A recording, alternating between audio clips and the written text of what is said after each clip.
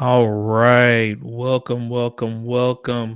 It is the Panda of Pandemonium. Y'all know what it is. It's Absolute Pandemonium Podcast. It's another Saturday evening of random stuff. We got vocab. We have our guest today, Mr. Nick, the composer, Ramey. What's up? This What's up? man he is literally the older brother I never had. Oh, Like, he's amazing. He's amazing. So I appreciate you being able to jump in. We're still thank you. waiting on Rod. He should be here in a minute, as well as Jay. As far as I know, everybody should be here. So it's going to be a very interesting day. Um, we actually may also have one more guest coming, and that'll be even funnier if that occurs. So, today, as always, we're going to have some randomness. We're going to have some serious topics as well. The serious topic for the day is going to be toxic masculinity, and we will get into that in depth later on. But for now, let's go ahead and start with some of the lighter stuff. Were either of you Star Trek fans? This brown nerd right here was a big old Star Trek fan. There's an angle with one of my cameras in here. You can see I actually have Ben Cisco up on my shelf. Oh yes, Cisco was truth. The Cisco most was underrated. Truth. Oh yeah, most definitely. All right, I was a Star Wars guy, man. you was Star Wars. Yeah, I was a Star Wars guy. My mom though, crazy Trekkie. So That's who got me into it. But right. yeah, Star Wars. No shade on Star Wars. It's do you like high fantasy or diplomacy? That's just the choice between the two. That's fact. I can respect that. That's really what it is. See, and I'm in the middle. Oh yeah, So I like both. I'm not gonna lie. The reason I brought it up though is one of the originals. She, in my opinion, she was the original baddie in Star Trek world. Lieutenant Uhura. oh yeah, Yeah. Yeah. Yes. I think I got some images for let's see if I can run some images. I got some images, bro. I got some images. Oh, behave yourself. We're talking about toxic masculinity today. We are. However, see, when it comes to Lieutenant Uhura, like, you gotta admit, I mean, she was bomb. She was just bomb. The reason I bring her up though is this past week, the third, she's going to her last convention. She went to her last convention. Oh wow. She is now, I believe, 86, 89. As of the 28th, she'll be turning 89 this month. So this was like her farewell con in LA. Oh yeah. Infamous. Welcome, sir. What's up? Just in time. But yeah, this was her last like con. 2 seconds. No, you're good, man.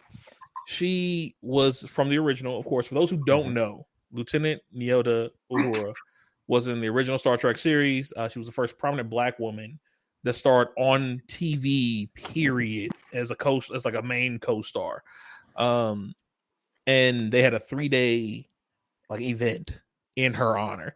So if you want to go check out some of those images and some of the images where I'm getting these from, it's uhura.com.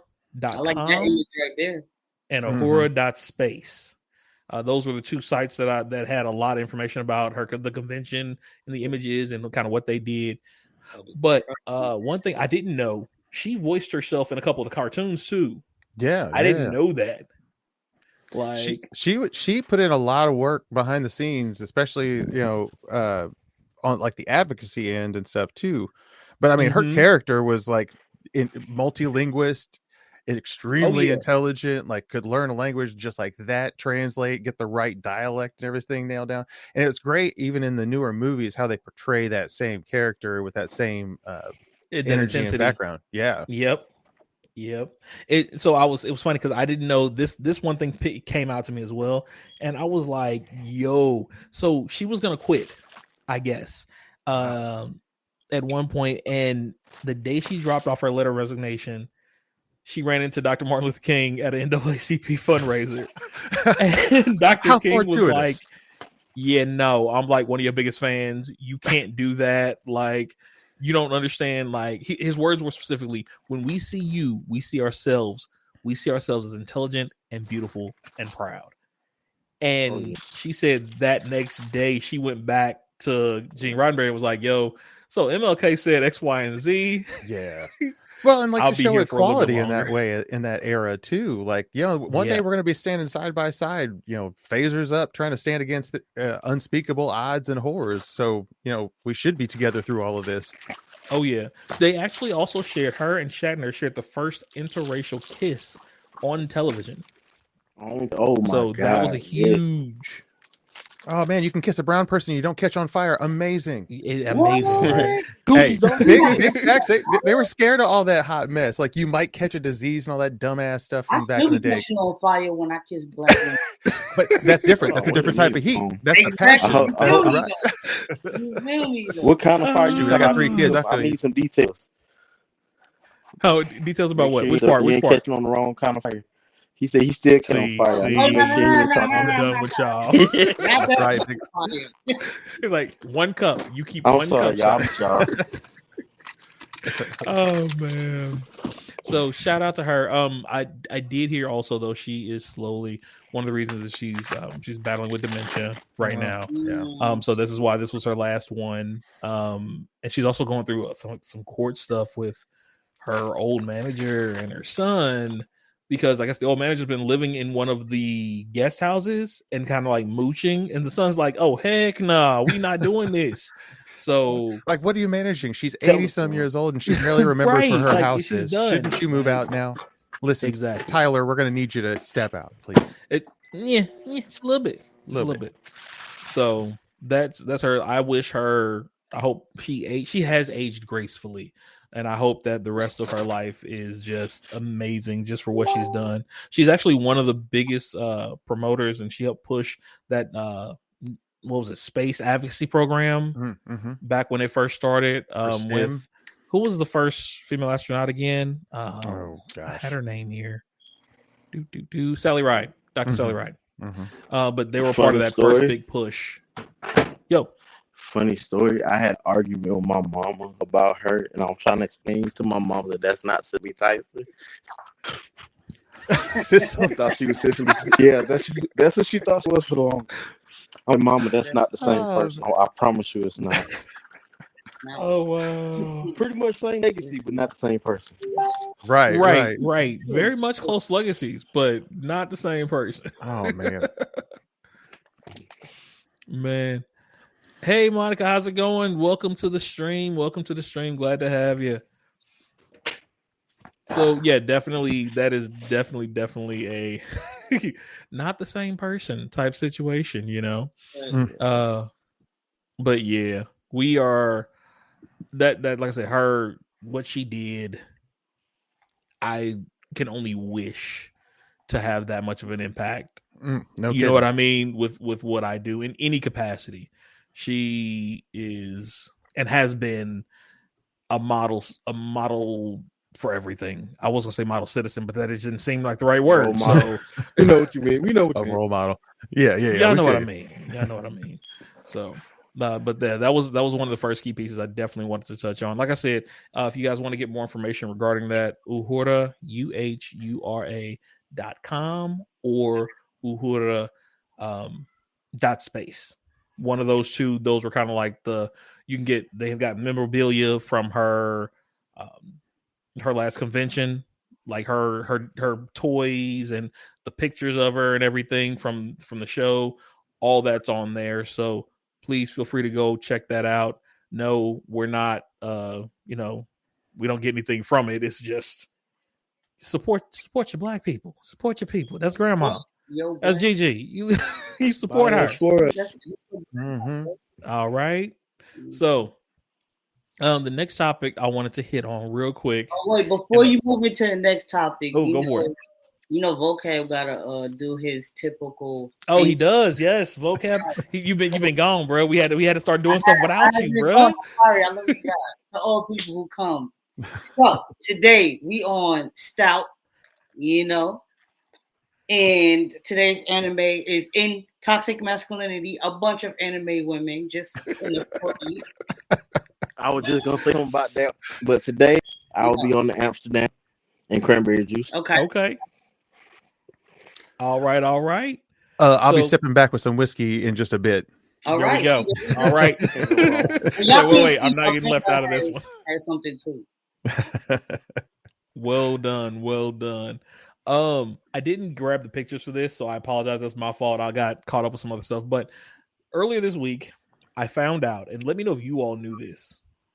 I found out that Star-Lord is now the son-in-law to Terminator. Oh yeah, you told me that.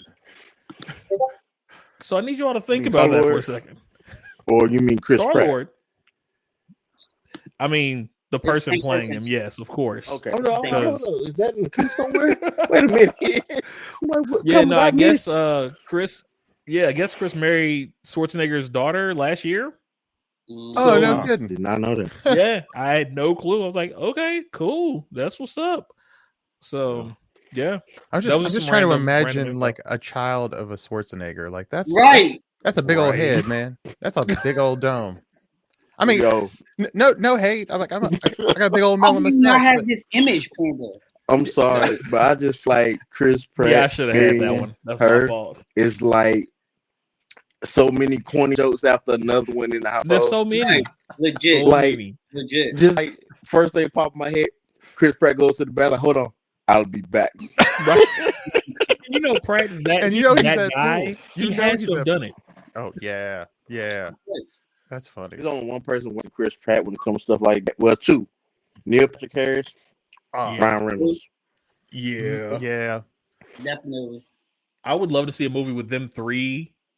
Like just as buddies, like a buddy cop movie or something like that. No, yeah. Wait, I do one better. The Red Notice movie that just came out on Netflix. Oh yeah, add them two to it. Oh wow, true. That's a good one. Rod, what up? Glad to have you back, man. Hey. So we were just kind of picking through some stuff. We were just talking about Lieutenant Uhura, Miss Nichelle Nichols, who she did her last convention just recently, this past weekend. So we were talking about that. And then we talked about the Terminator is now the father-in-law to Star-Lord, if you didn't know. Oh, wow. Right. That face, exactly. I think all of us had that shock, that look. Yep. It's like, oh, well, all right. You're talking about comic book watch. Oh my God. Would be a whole other thing if that happened like that. Imagine getting a phone call from your father-in-law, like on Thanksgiving, like, bring the plates. You forgot the plate. You forgot the dessert. Where's the pumpkin pie? Get to the kitchen. Get to the kitchen. Oh no. So she's gorgeous. I got a picture. Okay, I put up a picture. See if I can focus it. That's the first one that popped up. There you go. Hold up. There you are. They are a cute couple. Yeah, I will say that they are a very cute couple. They actually look like siblings. You said they look like siblings. Oh. Her name is Catherine. Not they all look alike.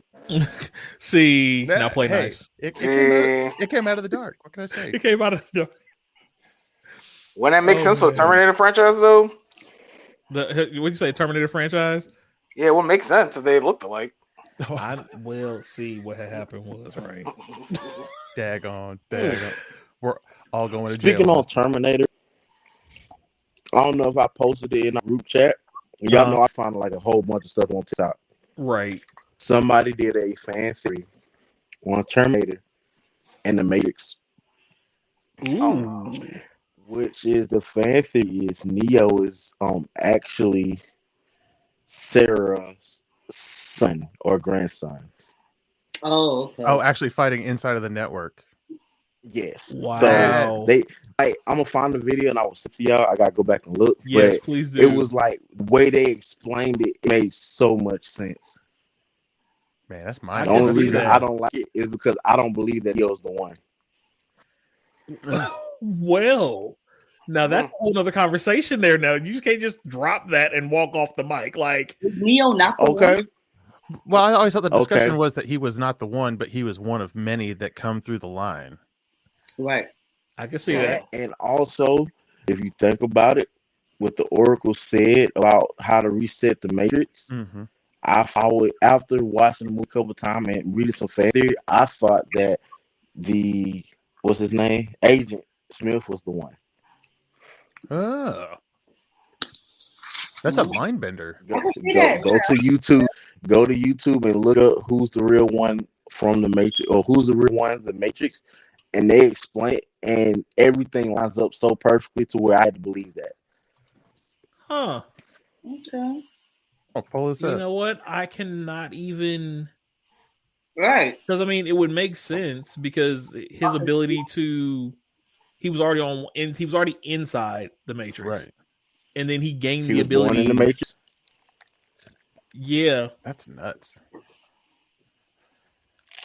Yeah. Oh yeah, I definitely bookmarked that mode. So yeah, I have to definitely, yeah. So with you saying that actually kind of that brought me to another piece that I wanted to bring up about actually what you all was mentioning earlier. So do y'all know who Long Beach Griffey is? Heard of him? Heard of him? Yeah, seen a couple of videos. I don't think I have. I think he's a pretty okay, funny guy. And then I saw this. Now, I firmly believe love who you want. Completely okay with that, right? Great. You're enjoying life. Then this comes up. I know who he is. Wow. As the second Yes. image. Ooh boy. That's a hot mess. Hold on. And then after that, let's Wait. Time out. Wait. I just read what it said. Yeah. Yeah, that's. Let me go back. That's one. White love. Okay. Right. I'm not That's really two. too mad at that one. Straight This two. one. This one. This one right here. Followed by this one. Found my white princess. Oh shit. That is a. Hope he has another job lined up somewhere. Now I feel again. like I'll let you finish. Now go ahead. I feel like when it comes to stuff like that, like it's better to keep your mouth closed. If you're gonna get outside your race, more power to you. Like you love who you love. You got people who are gonna stick to their race till the wheels fall off. You got people who are adventurous. You got people who basically just a kink to them. Like it's so much to that. And then the fact that you broadcasting like that means you don't give a rat's, you know what, about your race because you are black, sir. I mean, if you couldn't tell, your mama's black. You know it ain't a show unless I freeze out, bro. It just it wouldn't be. You're right. It happens every time. Can't use a comb, can't bring her home. At least that's what my mom always said. Wow. Man. Your mom said what? If she can't use your comb, don't bring her home. Oh wow. Wow, what comb are you using? Now that's the funny part. Just for the beard. I see you, bro. Nah, but I'm bald now, but I'm told this is like this one I had here. The only reason I brought it up was just like I said, I have dated across the spectrum. Like anyone who knows me knows that I care less. If you're beautiful, you're beautiful. Period. Point blank. Right. Inside, outside, the whole 9 yards. The thing is, though, when you, and this is one conversation I've heard a lot of black women bring up too, is like the day you start dissing everyone else, that's when I have the problem. You know, if it's not your thing, that's cool. If you don't want to talk to anybody else, that's cool. But Well, and be what does that honest help right about now? why. I'm like, what part does that help right now? Like with everything that's going on, if we're talking about unity and we're talking about trying to get this back to some semblance of a reasonable society, like what is the help in advertising that you're completely disparaging part of your own culture and heritage? See, I understand. It's like, it's a lot of people want to talk about the whole pride thing, but at the same time, it's like you also have to look at the fact that, it is you feel what you feel. You really can't fight that part. But to say something so negative and put it out in the space like you were going to get anything other than just some clout and some clapback, like, come on, he was just it's that kind of stuff, just trying to get some likes and some views or some hate. And he don't need it though. That's the sad thing, bro. You don't need the clout because there's a lot of people who fuck along. Yeah, he's pretty well known. Like I don't know him by name, but I can see his face. I'm like, oh yeah, this is gonna be a funny video. First thing popped in my head. Right. Legit, bro. And so why? But him being a comedian also, it's like you got to look at the trolling side of it too. Like trying to do that, trying to garner attention. Unfortunately, we've learned from hip hop and life in the past that the negative gets more attention than the positive. Like you can pass out turkeys all day long, but if you're not trying to burn something down, you're not getting any likes. Unfortunately, that's kind of what it plays into. That's true. And so my question is, do you think that he did that just for that reason? In all honesty, I don't care. Right, because even the fact he did it, guess what? If it don't matter whose job they get pulled over by the police, he's still getting questioned. They don't care how famous you are. He's still gonna have to get out the car. Well, at some point, he's gonna have a kid. He's gonna have to answer to, hey, I completely burnt your whole rest side of your family. You happen to be mixed, but I completely disparaged everybody else that you came from. Right. Right. Because I was messing with the wrong black girls. That too. Like, just the wrong girls in general. They let 1 or 2, 3 mess up thing for the entire race. Like, you gotta understand, it is no two people alike. I don't care if they twins, triple, quadruple. It's gonna be something different between every person on this earth. You can't knock a whole race because you had some bad experiences. Even if you wanted to use it to be like, okay, well, she's the best girl I ever been with. He could have said that without bringing race into it. He could have been like, this is the best chick I've seen, or whatever. Why you had to say she's better than the black girl? Is she not better than the other white girls that you dated? Man, because it's still it's a measure.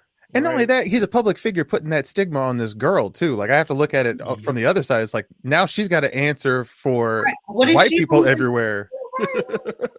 She might have been feeling like I'm happy.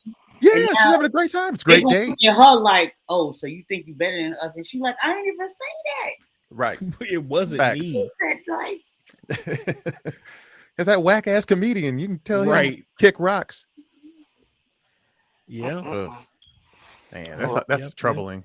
That's crazy, man. I just don't understand. Like, I don't want to come off biased, but I just don't understand how anybody could not love the black woman, bro. Like, they're just beautiful. Bro. I mean, obviously there's ugly ones, but there's ugly people in every race. But like, that's true.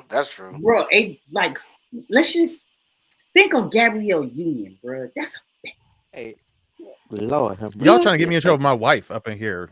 Get me charges up in my house, man. Listen, I'm gonna tell you a secret. As long as y'all don't say one name, I'm good. If y'all don't say the vocab, know who name y'all ain't say. Yeah. Short story. When she got out a couple years ago, I cried. My wife was pissed. Wow. She was pissed. Who was it? Okay, who was it? What's the name? Nah, I ain't gonna say. Oh, come on. Hey, can't leave people hanging now. Because I can't say her name, but we could take a long walk around the park. We're gonna say a hand come right for the back of that head. Oh wow. Right. I'm looking up for you. I'm looking over your shoulder, bro. I'm looking over your shoulder. It's cool. He just gave you the biggest hint, bro. So you like y'all ain't catching. He said we can take a long walk around the park. You know what I'm saying? Right, you got it. I'm not mad. You know what I mean? Not mad at you. How could you be bad? Well, we know who doesn't have a hall pass in their relationship. Ooh, I hate to say it like that. Right. Hey, I'm working All on passes. G9. Everything's open to negotiation. He's like, until that. Forgot what movie it was, but ain't shit on. I forgot what movie it was. Oh, Two can play that game where I think it was Anthony Anderson's character said, FBI ain't got nothing on a woman with a plan. And she planning you ain't having no hall pass, and you ain't having no damn hall pass at that point. That's good. Oh man. Okay, so I'm gonna bring this one up here. We'll kind of switch gears a little bit. Y'all remember this kid? See if where is it? Y'all kid? Oh yeah. Oh yeah. So this is him today. His actual name is, and I may mispronounce it, so I apologize. Diernst Colin is his name. He goes by the nickname Killer Whale by his friends, though. Killer Whale. Killer Whale. The man is an O-lineman. They just won the state competition and I believe Dennis Collins at East Orange in New Jersey. Okay. But I was looking it up and he had a little article about him. And he was talking about how he felt after this happened, like being in that spotlight. He got bullied a lot as a kid because of this image. They said he was about 9 when that meme came out, and we all know people use that meme today. You know what I mean? Somebody probably used it yesterday, type deal. So 2 days ago. You're right. See, 2 days ago. I wouldn't go into that bathroom for 45 minutes. Right. But he was talking about how like people would really pick on him regarding that, not like how he had to work through that. And one of the words he said, and this is just for anybody who has ever felt like they're being picked on, no matter what the reasoning is. I think what he said could help somebody. So I wanted to bring it up. He said, I would say just don't take it so personal, especially in a situation like this. Because when I did take it personal, I did get it to a place where it was like, I don't know if I want to go out anymore. He didn't want to go anywhere. And he also said, stay close to friends and family. And when you meet new people, they won't take it as personal. You know what I'm saying? Don't take it as personal when they say that. It's just, that's what they know. And he's like, once people got to know him for himself and his, you know what I'm saying, his actual name, then it was a whole different scenario. But yeah, he was all conference this year. So I wanted to give him a shout out on the show just because my boy didn't glowed all the way up. He doing his thing. And the name Killer Whale is freaking awesome. I'm not going to lie. That's a dope. First of all, if you know about killer whales, bro. Like, yeah, eat them alive, bro. That's praise, bro. Like, he said, how much you been, bro? Made you killer whale, bro? Like, he earned that. He earned that, man. You wasn't earned just that one. That is an NFL poster all day. You don't push the people on their back. Right. He was running boys. You don't just get killer whale. You got to earn that. Right. Hey, Vac, how's it going? Yeah, Kono, we appreciate you. They said, how much do you bench, bro? Because that's what you asked that man. How much do you bench? Because yeah, that's one of them conversations. Yeah, I say about 250. I got 250. Look, minimum. He's repping 250. Easy 250. Well, especially like to go from like that dark place to something so positive and really be knocking it out, man. That takes a lot. That takes a lot of work. So for those who are going through a time, whatever that time is, there is a way out of things. You just keep focusing on whatever your dream is, whatever you're passionate about. Put that focus, that time, that energy in, like we always say, and you will get there. That light at the end of the tunnel, or however you want to describe it for yourself, but you will get there. So that was a thing that I thought was a very nice little piece to, fun filler. Positivity. Right. It's always good for some positivity. Always. Now and I apologize, y'all. I still can't get the audio for videos to come through. I was going to show the Sonic 2 trailer because it did finally drop. Oh man, yeah, that looks dope. I can play it, but it won't have any audio, so I feel like it won't make any difference. So I won't do that to us because I'm gonna be mad for y'all. Right. you Go gotta watch it hear on your own. You got Yeah. But go watch it. Got It is to. on For the- You gotta YouTube. go watch this trailer though, because this is a fun. Right. I was, Well, like, I was supposed to be skeptical April to this 8th. trailer. April My man 8th, Jim Carrey. 2022. See, that's that was probably one of the highlights that came out of the 2020 like pandemic streaming movie situation. Like being able to get to enjoy that movie, like it was actually really good, and I'm looking forward to the second one. I was surprised how well it turned out. Even got nominated for a couple of awards and stuff. I was like, all Yep. right. Jim Carrey Yep. is the GOAT. Mm-hmm. Jim Carrey is Oh definitely. yeah, Jim Carrey is Oh, yeah. amazing. That was a That's great a fact. spot any for him. movie. Let's not forget we kind of bullied the whole company about how Sonic looked. Oh I mean, but yeah, did you see- yeah. Yeah. I It was mean, garbage. We had to. They had The to. only time that I go with bullying, you bully when it comes to something like that. Don't mess up our childhood. Yeah, That's- no, like, bro. he looked No, like when it's that Rubber Stain. obvious, that just showed you they could have did that in the first place. Yeah. That just shows they Show could have me did the that in way. the first place. Sonic They looked were like trying to Show tell Me us the Way. what it was. Okay, he did. They Man, wanted just- to put out I'm gonna Sonic. he looked like he looked like the Sonic that should have been paired with the Uganda Knuckles. That's what I'm saying. Show me the way. Like that's what he looked like. He was matched at, man. Like You no, got it, y'all not doing that Not to the us. Ugandan Muppets. So I have something that I want. Since we're talking about movie releases, as y'all know, next year we're getting. Is it next year? After next, we're getting Into the Spider-Verse 2. Oh Right. yeah, it looks good. Oh yeah. Yeah, it's looking great. So you always know there will always be a DC versus Marvel thing, no matter what. Yeah, Of of course. On the same day as we get Spider-Man Into the Verse 2, they be dropping. I think it's called Super Pets following Crypto and the Batman. Oh, wow. DC still can't get this right. Heck on, how much is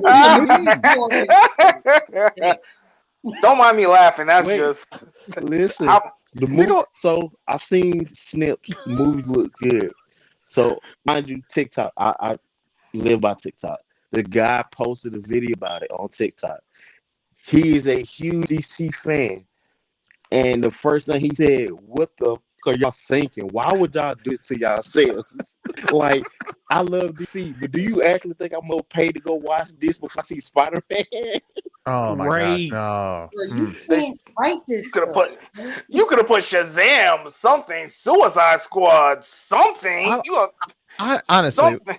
they have fumbled the football at every possible turn as with the DC franchise. Like there have been some incredible DC franchises that have run really well and they've looked great, but unfortunately when they try to do that the universe and everything else, they ruined it, and they keep like fumbling. They write it too serious and too dark and too man, they just don't capture the right thing. And then it's always the timing. They try to release against Marvel. It's like, no, you should just stagger it and say the hell out of Marvel's way, Right. and develop the stories. Like, why the hell can't you get a story right? Shazam was the closest one, and maybe the first Wonder Woman was pretty damn tight, even though it was just a rehash of Captain America, the original Captain America back in World War II. But it was still a good movie. It was good, placement and timing for it through, even for women and all those things. All those things were extremely positive. The writing is always terrible. It's way like even the re-release on HBO. What was that? The Justice League re-release. Snyder Cut. Yeah, the Snyder Snyder Cut. Cut. Yeah. Like even it was still really ham-fisted. Like they just try to jam too many executives' ideas into a bag and pull out whatever the hell was going to work to get the next plot point. So, I mean, I digress. But I mean, seriously, they're going to release Wonder Pets, like Nickelodeon's Wonder Pets on the same damn day and expect any kind of result. So my real question is this: are they going to release that mashup game at the same time too? They got to. They're going to have to. The Suicide Squad, brother. As well. Listen, But DC. I'll give you guys an excellent example of DC. I don't know if y'all saw this, but y'all know The Rock's filming Black Adam right now. Mhm. Yeah, Right? of course. yeah. This is DC stupidity in a nutshell. How the costume designer had padded costume for The Rock. And what multiverse does The Rock need a padded superhero Why does he costume? need pads? Have you seen that man working out on Instagram every day? I'm That ashamed is- to be his That skin man- tone and not have. Have they like, not watched Not Pro have Wrestling any muscle? ever? yeah, If there's one person that does not need any padded superhero outfit, it is Dwayne The Rock Johnson. That is their Man. stupidity in a nutshell. The That Rock is is buff in his sleep. Right. his eyebrows are doing like weightlifting. Right. It's just You know what I'm saying? How much did your eyebrows take? for real. That's crazy. Like that's yo. their stupidity in a nutshell. I read that the other day. I'm like, are you serious? Like, how much coke do you need to do off the desk? How much cocaine do you need to do off the desk before the ideas are that terrible? There was a couple lines. There was a At couple least lines at least. Hey, oh my gosh, Man, that's an 8-ball. That's like 8-ball. Look, that's probably a whole they kid or look something. like Alaska with cocaine doing that. Oh my gosh, just like, terrible. I heard that. I'm like, you know what? God bless The Rock want to do Black Adam, but man, I don't know. I would say this: when it comes to DC, I'm gonna tell you where they dropped the ball at. After the Dark Knights. The Dark Knights were the best DC movie, period. Robin Hood should have come next, for the record. Right. That's my vote. I'm with you. Okay, so with that being said, the DC we're gonna separate because it's two different DCs. You got the DCU, then you got the TV shows. Right. When it comes to TV shows doing their crossovers, oh my god, the Flash and Green Arrow and the Arrowverse is amazing. Like the shows are not, up to par, but I would prefer if they use that in their movies than what they're doing. That's what a lot of people on Earth was amazing. Mm-hmm. Yeah. DC got a lot going for them, bro. They just can't make movies, bro. If they take their TV shows, if they took their actors from the TV shows and made a movie based on those franchises, they would make bank. Oh yeah, yeah, easy. They just can't get it. Because like when I saw the Flash in Justice League versus the Barry Allen in the show, I like the CW Flash. Yeah, way better. Thank you. Fan of it, got me into it, and he can sing. Exactly. That's right. You can. Hey, we have standards, entertainment value, damn it. Right? You got to be well rounded around these parts. That's right. I mean, at least the CW Flash can run. I mean, guess the same thing about the Snyder. Oh my gosh, man! That dude, I'm like, you never played a sport in your life, did you? Like his arms be wailing and flailing around. I'm like, what are you swimming through molasses? Oh what happened?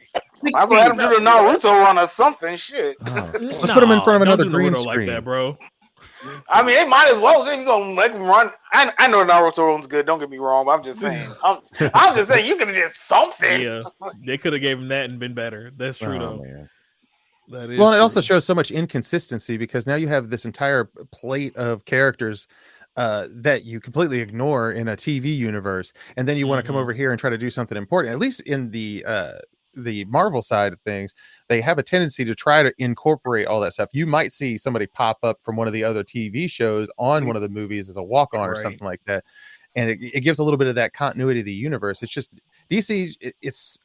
It's such a shame. Like everybody's saying, like Superman's a great character, fish out of water. I don't know if you saw the documentary about Tim Burton possibly doing the Superman movie. No, I didn't see that. The documentary is really good, and the Superman movie would have been tight. Like the perspective, this fish out of water alien on a foreign planet kind of thing was amazing. The concept would have been great. I don't know about Nicolas Cage as Superman, but I would have given it a shot. The difference is though, instead of digging into it, like the Christopher Nolan stuff was awesome. That the whole series of the Dark Knight trilogy was amazing. It ended with Joseph Gordon-Levitt. Why didn't you pick up with the Robin story? Why didn't you move on with the thing that the people were paying money and interested in? No, we're gonna Ben Affleck's gonna be the new Batman. Well, I'm out. Like I don't see Ben Affleck as Batman. He was terrible as Daredevil. He can kick rocks, but he wasn't bad in the movies. In fact, he was one of the highlights of the movies. Everybody else was bad. That's right. So I'm gonna say this, and people are mad at me every time I do. I really don't care. I'll die on this hill.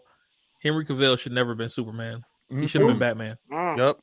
Who? I would have taken that. Henry Cavill. Oh, okay. I see what you're saying. If you've seen The Witcher, you've seen The Witcher, he should have been Batman. Where the hell was that actor? Right. And he's gonna be up here. They're taking him out for season 3. Just side note, they are taking Henry Cavill out for season 3. They're talking about Witcher. They're talking about replacing him. I'm like, are you serious? I mean, he's Superman, so yeah, there's that. But yeah. Okay, I found the TikTok, and the name of the pit movie is called The Legend of Super Pets. I mean, the League of Super Pets. My bad. I just sent it to the group. No. Oh, you know what? Sir. Because it came on as an ad on a YouTube video I was watching, and I was like, really? You got crypto in the backhouse. Kevin Hart is in the movie. Oh boy. Speaking of Kevin Hart in movies, y'all know Borderlands, right? Yes. Mm-hmm. Y'all know he's supposed to be playing Roland, right? What? No, I didn't hear this. Yes, Kevin Hart is Roland. No, from the original Borderlands. Oh, I love facial Kevin Hart, man. Right. But I don't know. I'm curious. I'm not gonna put it past him. Kevin Hart's talented. Yeah. I just think he's at that point where he's oversaturated. Everything you see is Kevin Hart. Everything, Don't get me wrong. I love it. It's just I think it was 3 years straight we got Kevin Hart in the Rock movies. 3 years movies. Yeah. Oh yeah. Ice Cube. They're out of ideas. Ice Cube. Yeah. Like, it was Kevin Hart, Ice Cube, Kevin Hart, and Rock, and then Don't Get Hard. That was a good movie, though. Yeah, it was a great movie. I like Get Hard. Yeah, that was stupid, but it worked. Oh, Will Ferrell. Yeah. Listen, it's Jim Carrey, Adam Sandler, Will Ferrell. That's my list when it comes to them. Love it. You know what? Speaking of the movie together, I'm watching every day. You know what? Are we talking about like just comedy movies, or are we talking about comedy in general? I'm talking about the characters that they portrayed in all the movies. Okay. Right. Like, dang, you ain't Jim got Carrey, no black comedian. Adam Sandler. Nah, I got a Jim Carrey. You talk about movies though, like so I get it. Movie actor, comedian type deal. Bruh, your top 3 is all white. We got some I was talking about. But you talking about movies? Yeah, you talking about. Yeah, nah, I got a Jim Carrey hot take. I just thought of something. I can get behind that. Because first of all, Will Ferrell is ridiculous, and Adam Sandler, when it comes to these kind of movies, is the GOAT, bro. Right. The originator. Right. So, he an OG with that. He an OG. You don't even gotta say nothing about Jim Carrey because we already gave him his. Right. That's a given. Right. So the only person I would add to that, and rest in peace, is Robin Williams. Oh yeah, most definitely. Oh yeah, that was our whole childhood right there. He's S tier, like he don't get put on the list, bro. He do not get put on the list, bro. He no Mrs. Doubtfire, Genie, come on, man, dressed up in fat in Mrs. Doubtfire, shit. Well, I got a crazy point though. He was the first. We were talking about this off air. We were discussing like Wayne Brady, but like it's difficult for, unfortunately, black comedians to be able to kind of let themselves go to that goofy place though, like to play the characters, because there's a lot of like you're gonna try to put a black man in a dress in every movie. Come on, we gotta try to do a little bit better than that. But for there to be some great actors that could take that tier of like a Will Ferrell or something like that, where they get to play goofy black, entertaining, engaging people, that it's not a stereotype or something unfortunate, you know? Right, because we have goofy people. Hell yeah, we do. Yeah. Well, I mean, if you guys probably seen Jumanji, if any of y'all got kids, you saw the Jumanji movie. It's a pretty funny movie, and it has like, you know, I would say The Rock and Kevin Hart were definitely slapstick worthy in that movie. Hold on. Yeah, and that one, yeah. I will honestly say they did Robin Williams justice. They redid Jumanji. Yeah, 100%. Oh yeah. I was hoping that I was like, please don't screw this up, because that was gonna be. Right. And they still put their own spin to it. Exactly. So it was nice. They modernized it, brought it into video games. Yeah. Mm-hmm. Even though the video game was old as man. Yeah. It worked. It worked. It was right? It was good. Shoot, we all got those consoles in the back of the closet that got some dust in them. You got to blow them out with some air canister. I brought out the Genesis the other day. Yeah. I'm jealous. I think that was episode 3. I got it. Right. Oh yeah, you did. Yeah, you brought it on the screen. Oh, so did y'all hear? I can't remember his name, but the guy who made the NES and the Super NES. I was just gonna talk about that. Yep. Yeah. Oh dang. Yeah. His name was look at the segue. Masayuki Look at the Yomura right here. He was the lead architect for the Super Nintendo. Segue. It's a flow. Segue right into it without even knowing. He didn't even know, y'all. That's Ultra Instinct. Where's it Ultra Ego? Ultra Ego, you know. Hey, we need the Ultra Ego button for when we do that. Right. I got you. I'll find it. Like, yo, y'all should check out that YouTube. Have to deal with later on until you hit the button.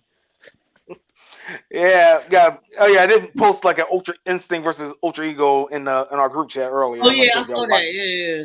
Oh yeah. That was pretty good. I was like, wow. Only reason I haven't watched it, I ain't that far in the manga yet. Oh, okay, yeah. But yeah, he passed on the 6th at 78 years old. Man, but he was go the out lead on top, architect though. for the Super Nintendo and the Nintendo. Well, we know he had money. Yeah. Oh, hell yeah. Oh yeah. And we appreciate his hard work.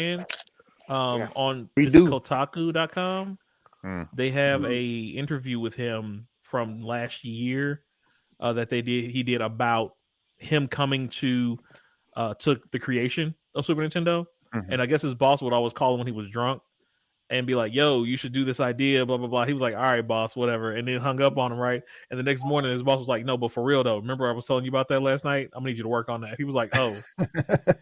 Oh, that was for real? All right. I was just playing. Right. And that's how Super Nintendo came to play. Also, just so you know, it was called Famicom. Excuse me, Famicom first. Famicon. Famicom. Famicom. Yep. Family computer. You got that new Famicom? Right, you got that new Famicom, fam? Right next to my Air Force Ones. You feel me? And like stomping in my Air Force Ones. You like this Band-Aid under my eye?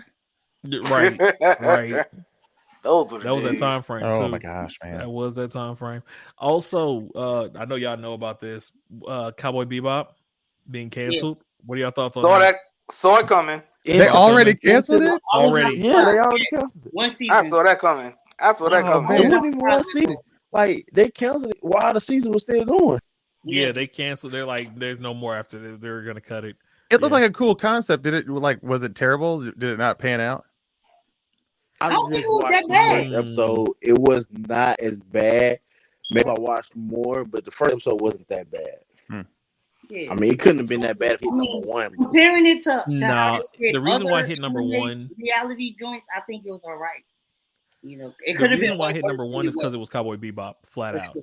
Oh, yeah. Everybody wanted to give it a chance. That's why it hit number one. I mean, because Cowboy Bebop, bro, it's classic. That's exactly. But the fact that they diverged from the actual storyline and tried to do like some background stuff, I heard it was decent. And again, I didn't watch it. I have not. I was like, I haven't seen it. I watched the whole thing. Yeah. So I wasn't going to try. I have a question. I'm not even gonna lie. Yeah, I just be giving remakes versus reboots. Yeah, remakes versus reboots. Ooh. Yeah. Okay. Okay, that's a. Yeah, I probably know where I'm going. That's basically what it is. Yeah. As y'all know, they rebooted Shaman King. Yeah. Yeah, we talked about one of my favorite anime. We talked about that. Yo, I'm in the second part of it, and I'm like thoroughly pissed. As y'all know, they have a black character in Shaman King. Yeah. When I say this episode is probably the racist episode I've seen the anime in a while. Wow. When we say this man was thoroughly pissed, I'm talking about he watched the episode and called me immediately like, yo, vocab, I just need to rant to you for a little bit. I was like, what happened? So, how bad was it? Okay. First, I'll tell you how bad it was. They basically redid the whole story of Shaman King. It still got, trying to be the Shaman King and the characters. Voice actors changed. That kind of hurt. But, I like, okay, I'm trying to get into the story. I like how they doing it a little different. Mm-hmm. When they finally got Joko and they did his backstory, they made it like he was basically Joko was a redeemed killer. His parents got killed, so he had a Batman beginning, and he would kill people just because. Like, he was a gang member. Mm-hmm. And his gang was upset because he met a shaman. The shaman was trying to teach him how to be a shaman. And they killed his teacher to get him to be back to his old way. And I'm like, so this man is a redeemed killer now in the anime. When in the original, he's just a comedian, and his shaman teacher was a comedian, wanted to be the best comedian and cure the world with laughter. Right. Same premise, but did y'all have to add killing in and the gang and all that? That's kind of messed up. That's not good. Yeah. Oh, let's take one black character and put him in a gang. Like, come on. Which goes back to what we were talking about earlier. Someone. The Shaman Crips. That's what we doing? Shaman Crips. The Shaman Crips. I don't know, but we're in a Shaman comedy crypt. Right. That might be funny. That might. Laugh without basic. Let me get the pitch. Well, where is the remake coming out of? Is it actually coming out of the original studio? It's on Netflix. Like, what country was it from? Japan. It said it was original, so I wonder if they actually got it directly from Japan. Let me see. I have no idea. I They feel probably like bought the stream. They probably bought the streaming rights. Yeah, because they got the Netflix original logo on it. Mm-hmm. Yeah, they do the same thing with Pokemon, with the Pokemon anime, because Netflix got that. It's Pokemon original. Yeah, but for them to release it on Netflix with such a glaring, negative connotation for Black people that wasn't in the original story, that sounds like a lot. They might need to really address that issue. Well, I'm gonna say this. It's like a quick 5-minute episode because the reboot is the anime, but a little faster with a lot of different changes. Mm-hmm. Powers are the same. The storyline's different because y'all know the original storyline. Ren was fighting his uncle that was trying to take over the family. Right. And the reboot, it's his dad.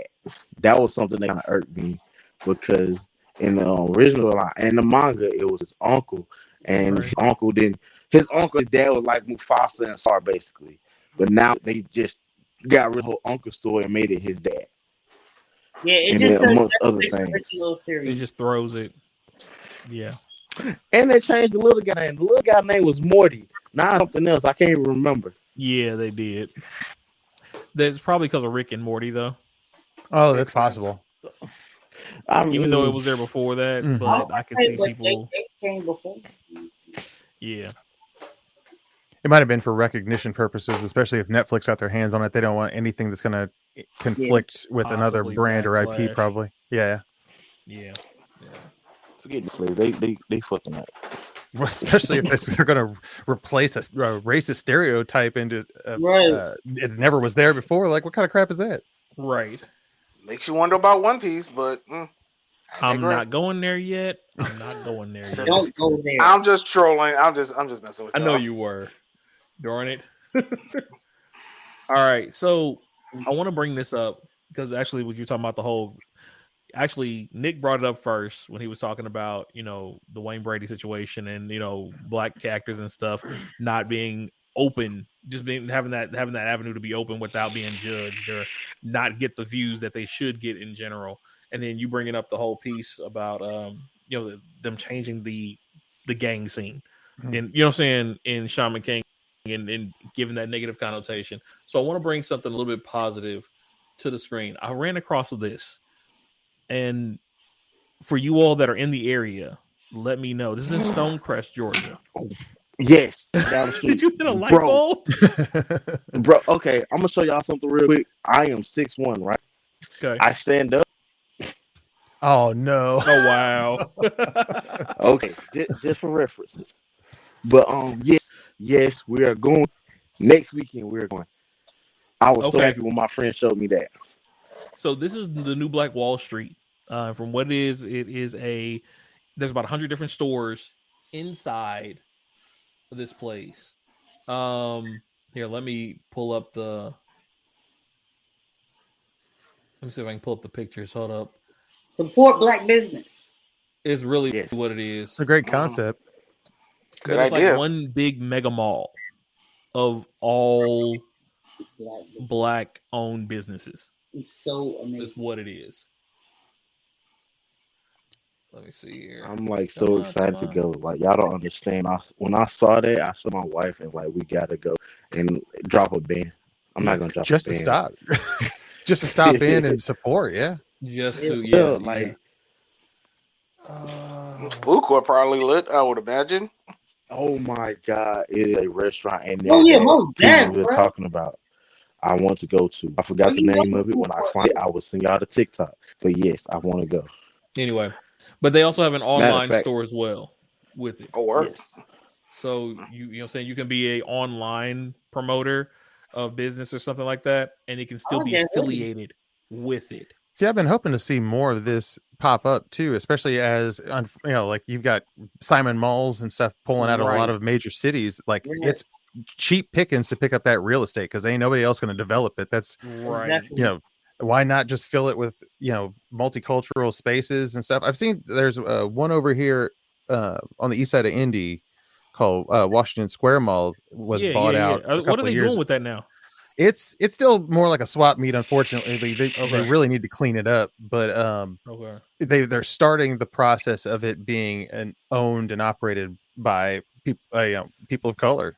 I think it was a Hispanic and a Black venture. There's a couple of each that are working as far as the actual investment and development of the site. So I'm really hoping something comes from it. But that definitely looks awesome. I mean, stop by Georgia. Yeah, come on down. So if you're in that area, definitely go by. I forget where it was. I saw some pictures of some stuff the last time I went through here.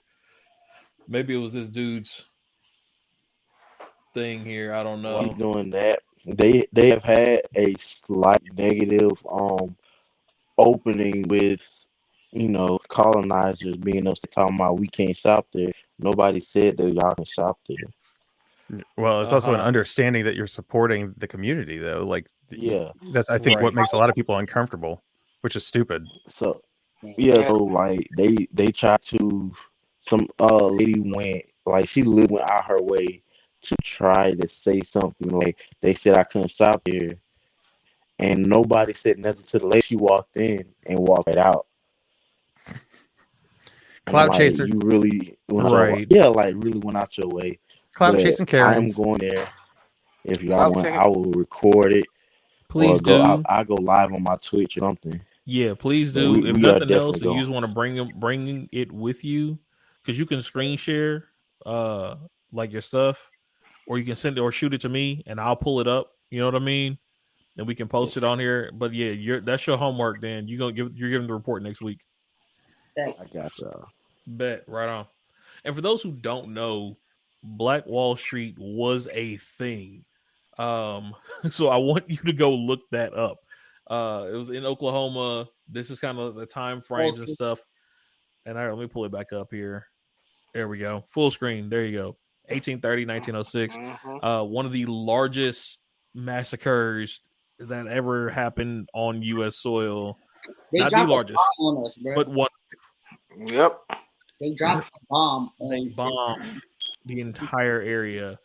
That Pearl Harbor have as many casualties as all of Black Wall Street. Yeah. Well, it was also even in the surrounding areas, because it is not in the regular history books. Nope. Why? Because they bombed it on U.S. soil. If you really want to see a crazy documentary about what they were uncovering and stuff, I think MSNBC ran it a couple of months ago about what they were trying to do with it. Essentially, they basically tried to build over the top of all of it and cover it up. It was absolutely terrible to see. Yeah. But it's not uncommon. It happened all over the country too. There was it Amber Ruffin or somebody had it on their show, like the multiple places it actually happened where they somebody or in one area they completely opened up a dam that wiped out an entire community and flooded it. It's still underwater to this day, if I'm not mistaken. And then there's also even the history of Central Park, which is part of that whole thing too. Yep. I was just about to say that. It's some sick stuff, man. For y'all that don't know, it's also on Lake Lanier, Georgia. Yep. Oh, I just heard about that. I saw a TikTok about that. I was like, wow. Yeah, oh no, we shouldn't be angry or, resentful about, how this whole thing's ever been handled or, the fact it's never been addressed or taught in classes. We're going to keep calling it critical race theory and sweeping it under the rug because it makes white people uncomfortable. That's cool. Mm-hmm. Yeah, we about done with all that. We about done with all that. So we will be talking about that because come February, it'll be before that, but come February, we got some lineups for y'all.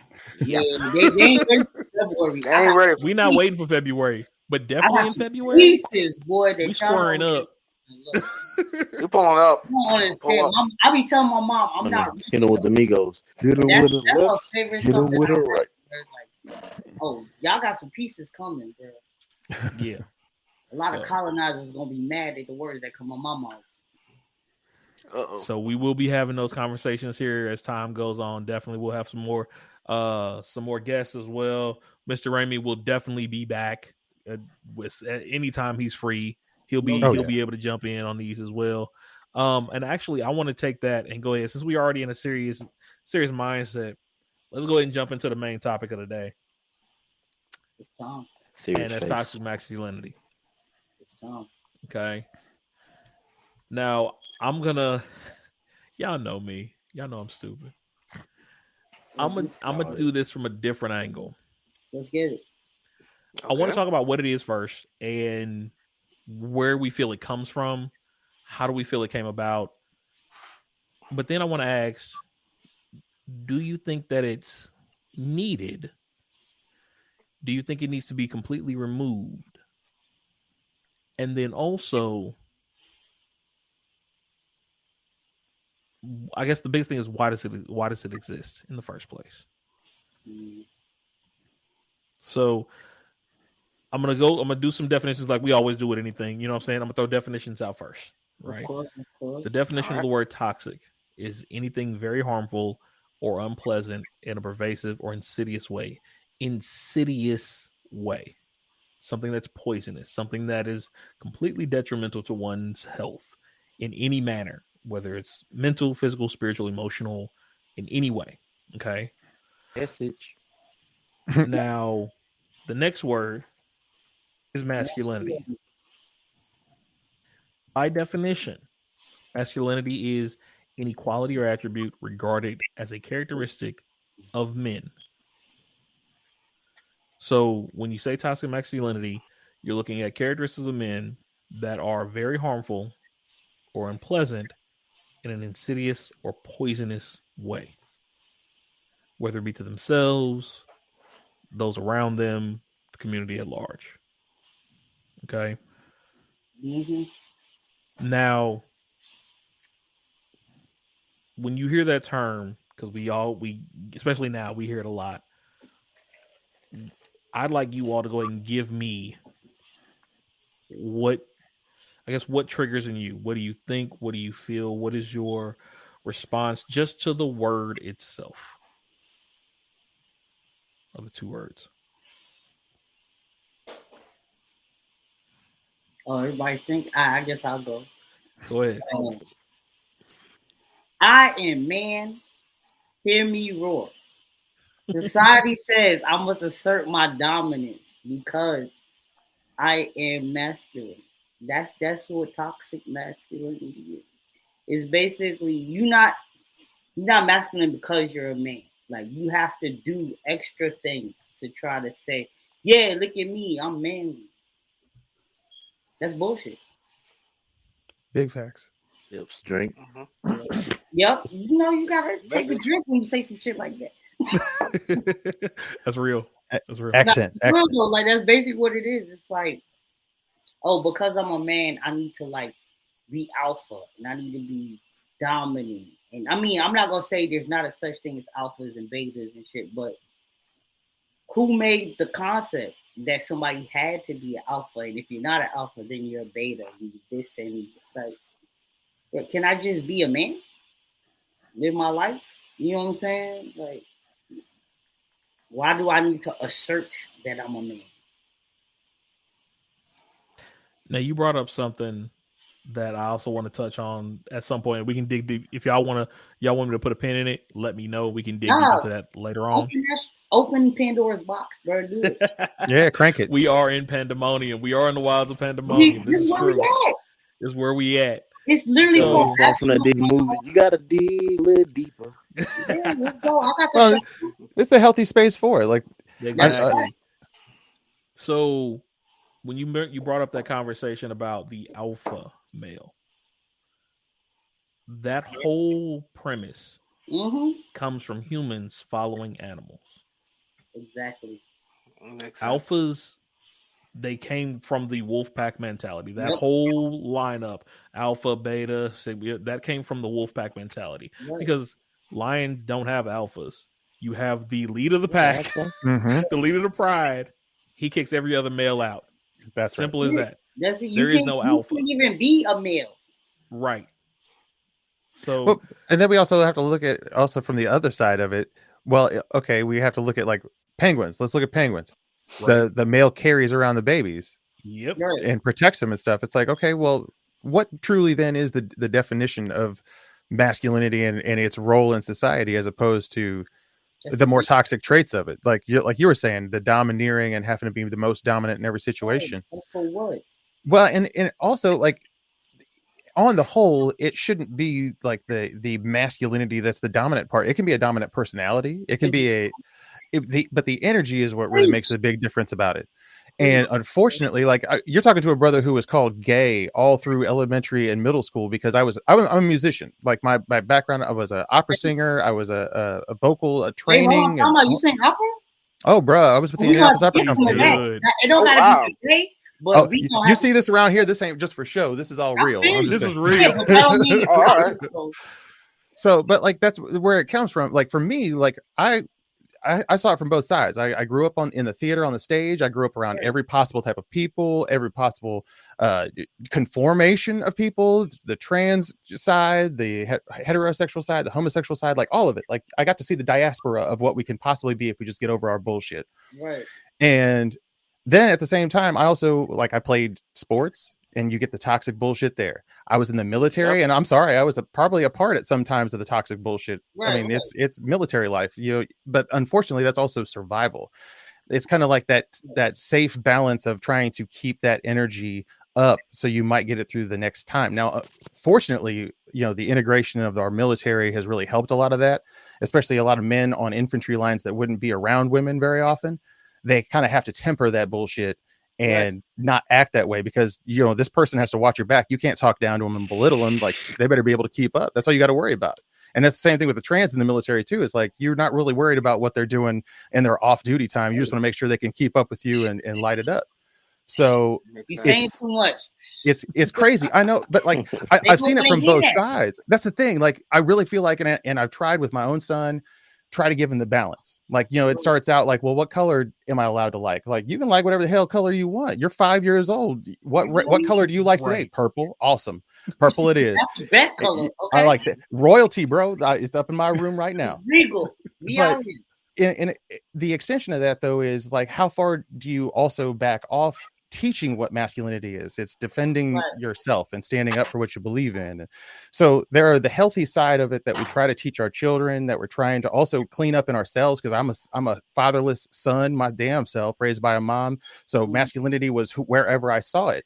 So unfortunately, sometimes you get the wrong impression from television, get the wrong impression from movies, comic books, video games. And like, I try my best to not put that on my kid. Like, if it hurts, you can cry. It's okay. It's, he's 13 now. So my boy's going to make fun of me. gotta get it together. Right. So, but at the same time, it's like peer pressure. But at the same time, it's like, you don't have to be wrong to that girl. She's another person. You treat her like a human being, like you would want to be treated. And if you don't want somebody to do that to you, don't do it to somebody else. Very simple. Golden rule. Do unto others as you would have do unto yourself. So I always had a problem with unfortunately, it kind of pushed me away from a lot of sports teams. Like I was the kicker for my football team in high school because I played varsity soccer. Well, I was made fun of being the brown guy on the soccer team. You catch that at an inner city school, no matter what. It's like, I can't like anything I'm allowed to like, because not only do I also have to conform to masculinity rules, and I'm in the theater, I also have to deal with race issues on the other side of it all. So do we want to keep stacking this on the next generation? Do we want to keep all this baggage to keep perpetuating? Like, we all lived with this. We were all smacked around by parents. Don't cry. Don't do this. It's like, let's try something a little different. I'm really hoping the Black community really does embrace some of those things as well, because unfortunately, we're a generation of men raised by women. Unfortunately, our fathers and uncles and brothers and everything been locked up, shot at. Like, everybody's had to live in fear. Let's try something different with the next generation. Let's embrace some of the things that make us human and frail, but that is also our strength. Not to be on my soapbox, I apologize for stepping on anybody, but like, no, I just want us to do better in this next generation. I see what our potential can be. I'm tired of the BS from Washington. I'm tired of the BS from the NFL and all this other stuff. Like, I want us to kind of evolve. I feel like it's time we get the hell past this and evolve. I apologize for being a brown man in the room. Ain't no apologies. Yeah. That's brown bear talking. Ain't no apologies. But yes, the first thing that resonated with me when I forgot who said it about the animal thing. Animal versus the human race, where we're animals too. We tend to, if you think about it like this, the fact that we're animals too, but we put ourselves above animals because we're quote unquote more intellectual, right? But just like the animals do, we have our things that we do. No matter what, we still pick leaders, if it's by blood or by democracy, but whatever. Another thing is with toxic masculinity, it's always going to be the pros and the cons of that. No matter how you look at it, like there is a positive when it comes to toxic masculinity, but the negative outweigh the positive. Is there though? Bye. Or is there a positive masculinity?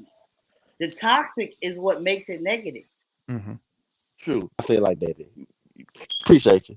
There's there is positive masculinity. Yeah, like it is okay to cry. It is. That's one thing. It's okay to cry. But I'm gonna tell you something about crying. You don't cry in front of everybody, regardless, because they're gonna see that as a weakness. They're gonna see that something they can use against you, no matter if it's your best friend or your enemy. Exactly. Like it's okay to like what you like. Like he said about his son, like a purple. My daughter, she likes green, and then 2 days later she's green, blue. Now she's purple and pink. I'm like, my mama did that. Like purple, the best. I feel like I may be wrong when I say this, but I feel like millennials are a turning point of trying to fix that area of things that is wrong throughout the generations. Millennials and was after Gen Z, right? I just like found out we're in that area. Did you know that? Huh? Just barely, yep. It starts in the 80s. We're the OG millennials. We are the beginning of the millennials. I did not know. I found out like last week that we are. Yeah, I'm like that. The 90 millennials. Yeah. But yeah. But is when it comes to think about it, toxic masculinity is like the one thing that comes to my mind when I think about that is that to be a man is to hold in your emotions. Right. Like to be a man, you can't have emotions or show emotions. But soon as a man is not showing his emotions or not showing that he don't care, it's something wrong with him. Right. We can't let it out. We keep it in, then we kind of let it out. It's something wrong with it. If we keep it in, it's something wrong with it. It's a double-edged sword. It is. Mm-hmm. Well, I saw a lot in the military, especially, you're dealing with tragedy, you get the successes and the failures and some of the unfortunate situations. I honestly felt more comfortable crying in the military than I do, in my general everyday life, because unfortunately part of that tragedy and the balance in war and in combat is realizing the finality of what it can be. Right. And that's a thing you kind of have to cross into that without any kind of embarrassment, because you're going to feel what you're going to feel in that moment. Like if you watch your buddy go down and this is the person you just had lunch with in the chow hall earlier that day, talking about your kids getting ready to go on leave. Yes. Like, man, I cried. I in open in public. And unfortunately in those, it's something sad that has to happen to bring that out. But like I said, especially that and sharing my emotions. One of the things that's really taught heavily with our mental health in the military is opening yourself up to the people around you and being a part of that community, because unfortunately you need those people. Those people are the people you have to rely on. It's like a marriage. You're in a bond with these people that a lot of people can't really understand, or you can't really explain it. But to lose that energy and that bond, like it'll shake you to the core. And that's part of the whole thing, is like being able to, like in this kind of environment, getting to talk to you guys and stuff like that. I'm a brother that's been trapped in the house for 2 years. I've been taking care of my kids. I was on furlough from work. This is the first time I really get to talk to humans in this kind of setting in a long time. So, these kind of interactions are extremely important, especially for men. I think that's one of the things I know Ray and I, or Panda and I talked about years and years ago, was being able to talk openly with other people about what you're going through and being a part of that mix. But that's where, like you said, the toxic part of it is trying to keep that stoicism and keeping it locked up inside when it'll eat away at you and it comes out in other unfortunate ways, which we see that happen every day with mental health issues on the street. Mm-hmm. So thanks for the open forum for all you brothers and getting a chance to talk and have these conversations, because I think this is important for all of our community. No doubt. And it's like everything you all are saying is 100% why I felt like we need to go ahead and touch on this conversation. Not so much for us, but it helps us, the 5 of us here. You know what I mean? It's for us, but it was more so just to get it out there so other people can hear this conversation by individuals who have to deal with it on the daily basis. And it's like, it's not just, and I think sometimes it gets misconstrued that, it's only the people that it's being perpetrated towards that feel the after effects of toxic masculinity. You know what I mean? Or the negative effects of it. We as men feel the negative effects of it on the daily basis because, one, we're always thinking, okay, was that a toxic thing that I just did? Mm-hmm. Was that, what I'm saying? If you do something, we all are human. We're going to do something bad. We're going to mess up. We're going to make a mistake. We're going to have an argument with somebody. We're going to snap off at somebody. Just general things. We had a bad day. We got snippy. We snapped. Okay, now, well, wait, was that toxic masculinity? Was I being toxic? Was I just upset? Like all those other things that we have to, those pinpricks, as I call them, that we have to deal with on a emotional and spiritual level. And then it's like, on top of that, it's like, wait a minute. Now I'm also a black male,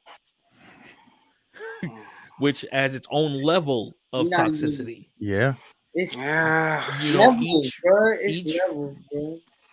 Every culture has their own level of it within their culture.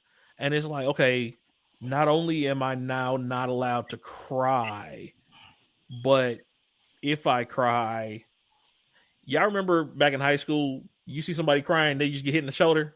Oh yeah. My school wasn't like that. My school didn't play like that. Shoot. Round these parts. Yup. Definitely know that one. Something like it was stuff like that. This is like, you being weak. Like Nick was saying, I was also in theater. I did theater, but then I also wrestled. You know what I mean? Or did other stuff. It's like people always want to, especially certain sports. Y'all brought up the NFL earlier, and that's a huge one. Yeah. That and basketball, I think, are 2 of the biggest perpetrators in sports of toxic masculinity. Just because there's such a big hype to be what's quote unquote called manly. Mm-hmm. You have to perform at a certain level. You have to act a certain way. You gotta drink Bud Light. You gotta right. You gotta get it. You gotta get it. I want to read that one. Nah, but Exactly. I think it is the toxic masculinity is worse. I think honestly, I don't know if any of y'all went to all boys Catholic high schools growing up. No.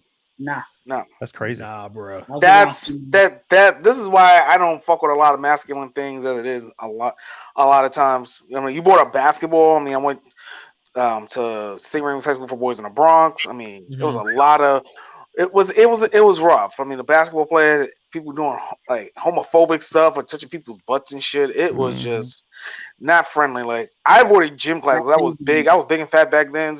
I mean, I'm big and fat now, but I'm probably at my high school weight now. I need to get back into shape, but that's another topic for another day. But but honestly, I hated high school. I mean, I really did. I mean, I got along with everybody, but it's just like I hated gym class. You were always making fun of me being fat and shit.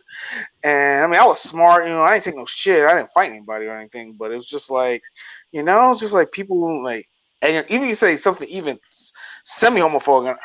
This is like late 90s New York. So I mean, shit. Really, that's what it was. Pre-gentrification Times Square. The only difference was I was in Brooklyn instead of the Bronx. Like I was in the Bronx. Yeah, Bronx was bad. I mean, Bronx. Bronx is always bad, but that particular era, man, like I mean, I graduated 8th grade in '88. I got out. Mm-hmm. My high school class was the first high school class to graduate after 9/11. So that's just, I'm showing my age right now. I'm definitely showing my age. But toxic masculinity, I saw it a lot in high school, and it really stunning me socially. I'm not going to even lie. I'm not going to lie to y'all. Like, I couldn't really do anything, and mentally, I just was not in a great place. I'm looking back now. I mean, I played video games and shit, but honestly, I was like, I went from like going to an all boys and girls school from like grade 1 to 8. Then in New York, like, I mean, anybody who's in New York knows the better high schools are the Catholic high schools. At least it was back then. I don't know how it is now, but I didn't go to those. I went to the bad ones. Like I went to the Bronx was not bad. I mean, I went to St. Remy's. I think Aquinas was good. Girls was Spelman, but that was co-ed. That's the one I wanted to go to. My mom was like, nope. My mom was like, nope, you're not going to a co-ed school. But I was like, until then, she wanted me to go to Rice, but that unfortunately closed. Many alumni came out of that high school. They never saved that high school. But again, that's another story for another day. But you know, y'all talking about masculinity just got me in my head a lot because honestly, toxic masculinity ruined a lot of shit for me. Yeah, I mean, there's certain family members I don't even fuck with right now because of toxic masculinity growing up. Like, I'll give you an example because y'all talking about toxic masculinity. We haven't talked about like family spreading rumors and shit about people being gay. I had an uncle of mine. I'm gonna bring this up. I had an uncle who, because I was in high school, I went to an all boys school. I didn't date. I wasn't in a relationship. Honestly, mentally, I hate to admit this, and now I'm almost 40. I hate to admit this. It took me to my sophomore year of college to get over an 8th grade crush. I'll be honest. Like, it took. You are not the only one. Bro, I still love my 8th grade crush. What you talking about, bro? You are not the only one, bro. Nah, I didn't know that back then. So like, I'm just how many Boys to Men songs have been sung to 8th grade crushes in this room right here? Like, Amen. Oh yeah. Shoot. My 7th grade crush, I had that Hey Lover one. I wanted to do some shit like that. I was like, Hey Lover. Nah, I want to do some shit like that. Like, I saw you with your man. Style and a coach bag in your hand. Oh, I wanted to do that so bad, but like I said, I was just a jabroni. You can't go wrong with LL, bro. Yeah, you can. Nah, but getting back to my point, like I had an uncle of mine. He used to say me and another one of my cousins were gay because we weren't dating girls and we were high school age. He was like, "What, y'all gay? Y'all F words? I'm not gonna say that word because we're more adults here." We know what you're saying. Yeah. Those who know, I'm gonna leave it at that. Yeah. But I don't like I said, I never really messed with him, and then kind of did my sister dirty a little bit. I don't know if they make up or not. I know he's been a little bit more helpful, but like I said, that's probably one of the main reasons I started drifting from my family because the uncles, him especially. I had another uncle who was like disabled, but like I said, I don't really talk to him, and I don't know. Like I said, my family's been kind of rough this year. A lot of my aunts have passed. My mom passed almost 12, 13 years ago. My aunt just recently passed. My favorite aunt, my mom's twin, she just recently passed about two months ago. So honestly, like I don't really my mother's side of the family is gone, like just gone. But the toxic masculinity, it was worse in my high school. Like, and I've said on this podcast, I've had fun in high school. You know, we used to have jokes, we like the game birds and stuff. Had a lot of nerdy people, but the toxic masculinity, no matter what environment, it's always popped up. Doesn't matter what it is, what you do. Like I said, my high school is mostly just. I mean, we had our jocks, we had our athletes. I mean, shit, we had people playing Magic the Gathering after school. Hell, I used to organize Mario Kart Game Boy Advance tournaments after school. So shit, got some deep references there. Hell yeah, right. I ain't mad. Listen, we was playing Yu-Gi-Oh. I wish we was playing Mario Kart. Should have been in my high school. I was organizing tournaments back then. I thought I had my cards by me. I was going through you said the magic word. You know how I get when you say Yu-Gi-Oh. Hey, listen, that's what we were doing, though. And I ain't gonna hold you, bro. I was a bad kid, bro. I stole fluogen and then sold it back to him the next day. Dang. I like that. I like that. I did. My school was mostly Magic the Gathering. I would have probably still played that, but it was just too expensive to keep up with them cards. Oh yeah. I was in Target today. I was looking at a pack, waiting in line. A pack like a like one pack was almost $5. I'm like, no, I wouldn't even pay $5 back then. I wouldn't have paid $5 for a Magic the Gathering card. I'm like, I know Pokemon cards coming back in the stock. I mean, you can't even get more than 5 packs at a Target now. I'm like, damn. Yeah, they're going Let crazy. me find out somebody got a Charizard in here and didn't even know it. I had a holographic $600 like card. when they first dropped, and I sold it for $500, and now that thing worth like $5,000. Oh yeah, yeah. Those OG cards are worth. But I was younger. Hey. I was like, 500. Y'all gonna give me 500 for this? Nah, I was mad. I was mad like when we were cleaning out my house in New York, like when my dad was selling it. I found my Pokemon cards, the OG set, but it was I collected most of the Team Rocket cards, and they were water damaged. I was so pissed. I was so pissed. Yeah, I'm like, damn, I could have used that as a down payment. Charizard card for Burger King somewhere. Oh, I keep that one. That might be worth some money. That's a rarity. Yeah, those all special right, so cards. real quick, just to bring it back in. Yeah, sorry so, about that. Two things I want to touch on that you all have touched on. The whole animal analogy that I started with, and then Infamous ran with it, and then Nick jumped on it. Everybody kind of touched on it a little bit. Yeah. One thing about the human race, about certain cultures, I'm just gonna leave it at that. Mm-hmm. They like to pick and choose what they pull from nature or from anything. And in this particular situation, the term of alpha and beta as being the most masculine, and I am the man, I am the one to control it all. In the wolf pack, does anyone know where the alpha actually stands? In the middle, if I'm not mistaken. Very back. I thought the middle. To protect in the back of the pack and to watch everybody else. Make sure nobody's exactly behind. what Infamous just said. He stands at the very back because he knows if anybody comes up from behind them, that's where they're going to attack. Exactly. He knows that he left his second in command at the front. Exactly. So you got beta is the one. The beta's in the front. Mm-hmm. Technically, you have the elderly and the kids in the middle. Yep. And he's at the back, which means a true alpha watches more than he talks. Well, first of all, they see what I'm saying? The terminology. That's what phrase come from. They didn't say. Don't go look out. There's a reason. There's an alpha in the wolf pack. There's a reason. There's a beta. Like they took the terminology, but didn't apply what it actually meant. Mm-hmm. Exactly. Oh yeah, I'm the alpha. I'm the number one. First of all, if that's the case, then only one person can be an alpha. Right. When you take alpha male as a general term, that guy's an alpha because he moves like this. By saying that, now you can't say nobody else is an alpha. Right. Because that's what that is. But that's how people vote for president too. Like they that's why we had the last 4 years we had. Yep. I mean, it's not much better at the moment. We're still working on that part. No better. Listen, right. So, oh my goodness. But yeah, that's you can see the improper application. We also see it a lot also when they were trying to the phrenology, the study of the human head in the shapes and trying to say that we weren't intelligent, or the bullshit that we our pain thresholds are different. Like you see that even in science where they've tried to call it this pseudoscience crap because it's diminishing of what other people are going through. Right. So they've been trying to equate this nonsense in a scientific way like it's a real thing. It's like, no, they're just personalities that are more domineering and like to be in the middle and have attention. There's also people that are running the show from behind the scenes with plenty of and those the more cars. Right. Yes.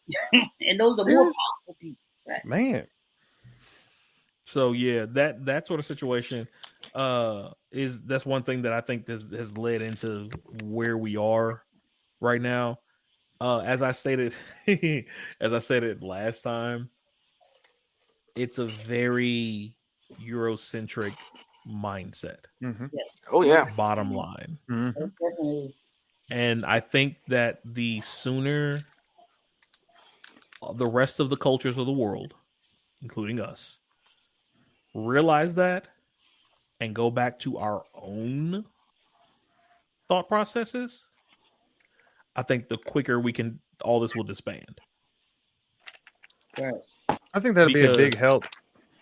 Yeah. I mean, think about it. It's possible. Every culture that's considered quote unquote a minority, right? Every culture that's considered a minority, which technically we're not the minority. If you really think about it, we're not. There are more brown people in the world than anything else. Just putting it out there. We're waiting on 2040, 2045, where it's supposed to be parity, where they're supposed to be like, there is no more one single class of people here. We're a melting pot. So everybody keep sleeping with everybody. Love one another. Let's keep it positive, right? Spread love with the Brooklyn way. 2040. What was the guy name from the other post? From the other thing. Keep doing a good job. Talking about he found the white person. Oh wow. He's doing a good job, man. Petty. High five from Pandemonium. Yes. Man. But yeah, like the ability for us to understand and not fall into a Eurocentric way of thinking, or better yet, to pull ourselves out of it, is, I think, a strong turning point. The conversation I've had a lot of times, and I know me and you've had this before, Nick, and me, I think Infamous and Volk have had it too, where Black males have a problem working together because there has to be a alpha, quote unquote. Somebody got to be in charge, or somebody got to be able to everybody has to be able to get something out of it versus it being for the community. Right. Like, me and Volk haven't worked together at all. Should have been raised on. Can't stand that guy. Is a community. Every other, I'm sure each of you have seen this. Down the street from you, a certain family bought the house. Next thing you know, is 6 other family members in the house. Now they own 3 other houses on the block. Everybody got a badass car. Everybody got 2 whips, and now they bought the street across from them. You know what I mean? That's what you're supposed to do. That's what you're supposed to do, but that's one thing we don't do. Now, we all say we know it, but don't none of us do it. Nope.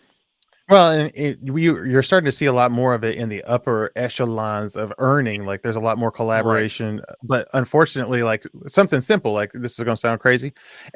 Each one of us, we work our butts off, put away $10,000. We decide we're going to buy a strip mall. That way we own the property. And then, like, that's kind of how it's supposed to work. But unfortunately, this era of competition, like, I got to do it myself. Honestly, like, I didn't personally grow up like that. It was always like I said, the theatrical side, or even the sports team side or military side. It's like, we don't get anywhere unless we're working together. And you see in public life, though, that everybody's been pushed so hard against each other. And now social media doesn't help that at all. Right. Unfortunately, we should be building together is what really should be happening. I'm really hoping we're starting to make that turn, especially as people are getting into this more like freelance culture where they're actually controlling more of their money. They're not getting swept up in so much of the corporate stereotyping of life. But I'm hoping we're getting past some of that. I'm seeing it more in rich people, but I'm hoping we get to see it more at our level where we can kind of play in the game a little bit too.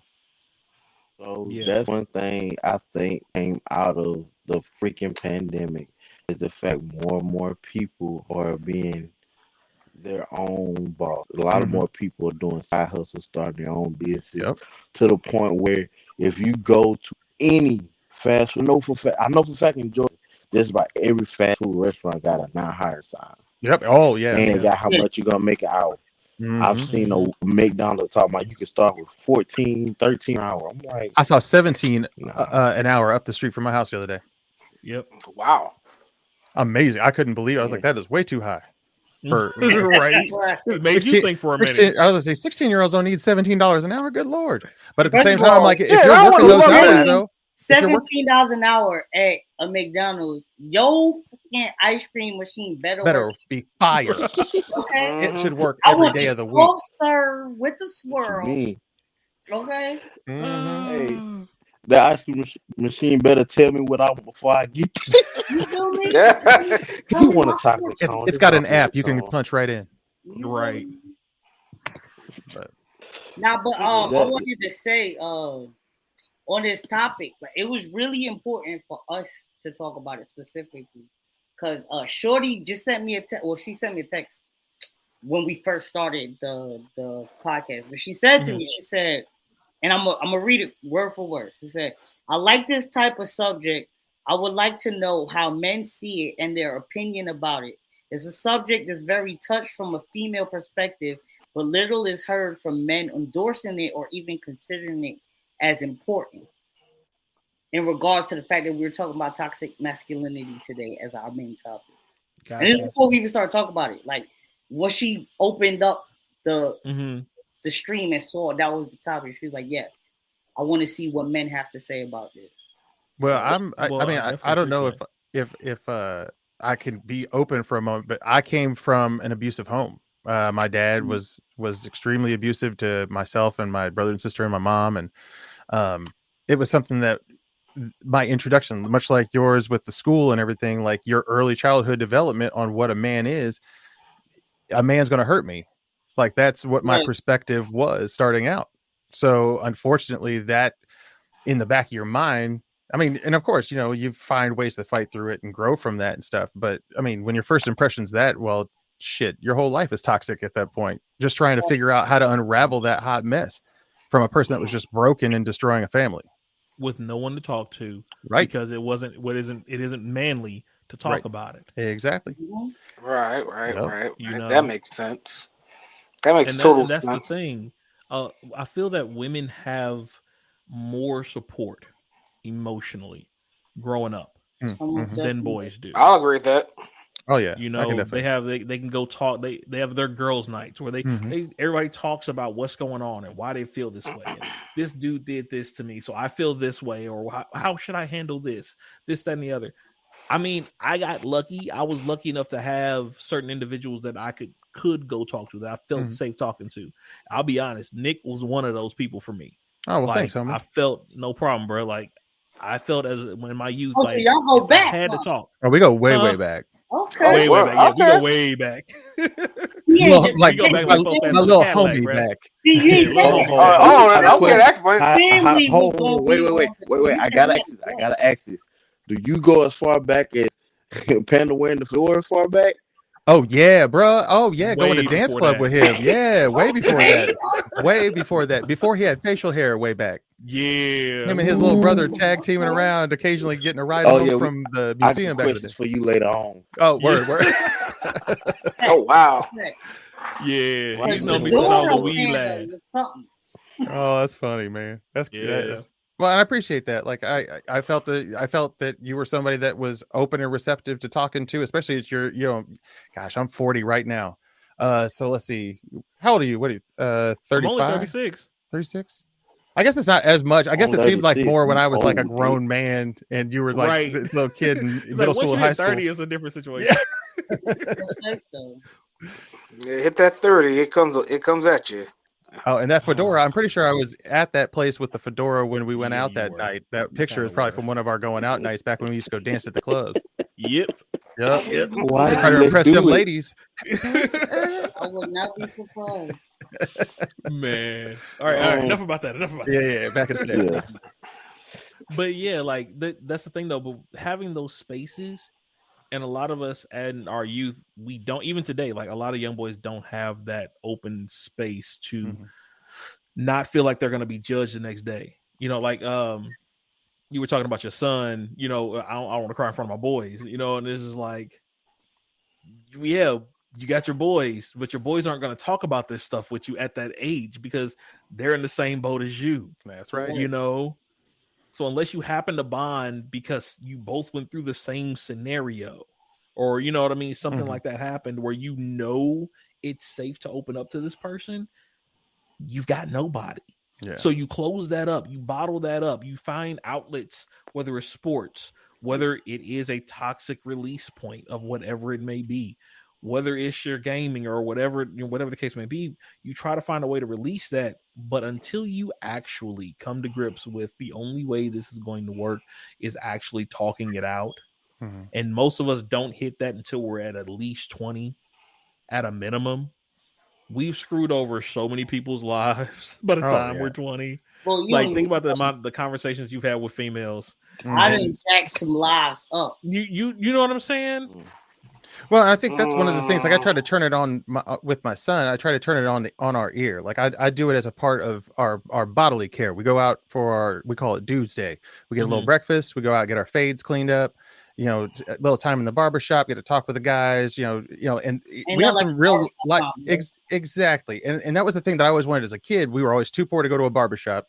And my mom was white and didn't understand the barbershop meant to the black community. So oh boy. I love my mama. Love my mama, but experience is not just cut, bro. It is. It's so true. And I didn't realize that until way later. Right, But we talk about real stuff. Like I'm like, okay, first and foremost, we're in this car. We're on our way to our Dudes Day.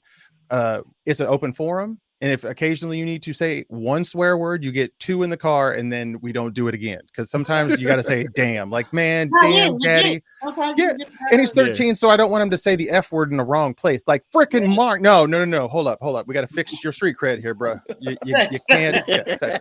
So it's a growth and cleaning experience. Like, you need to clean out your emotions. What's going on in your life? Are you talking to a girl? Are you talking to a boy? I don't know what's going on in your life. I'm just trying to be supportive. We talk to both. Hey, what am I going to be poly? Hey, who knows?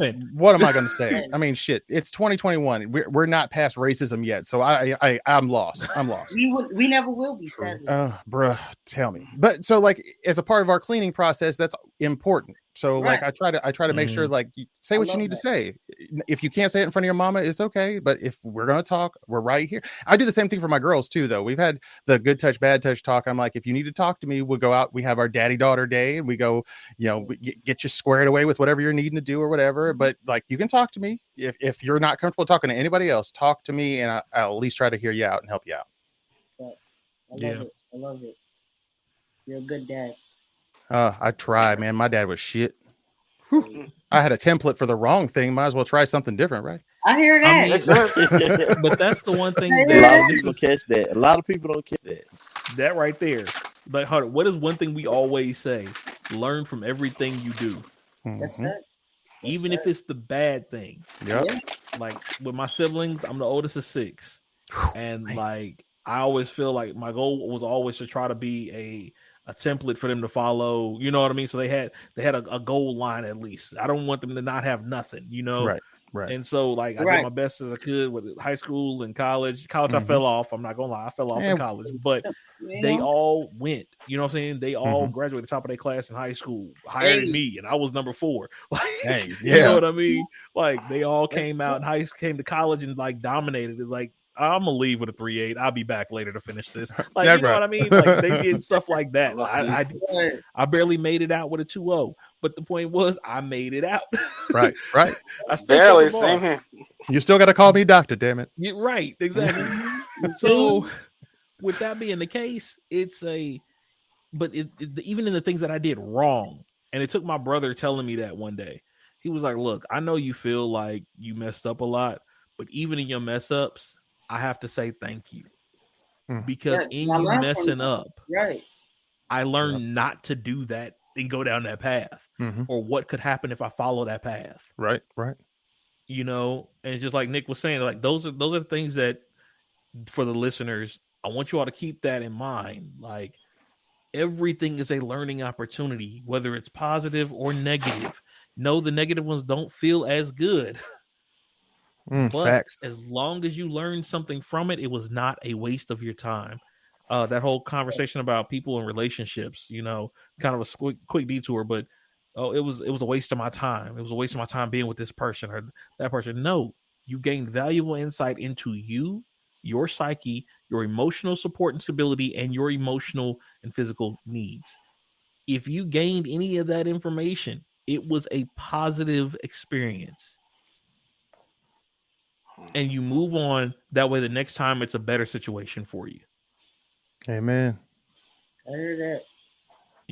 So it's all about learning. You can look at anything negative any day of the week. You don't have to, though. You don't have to.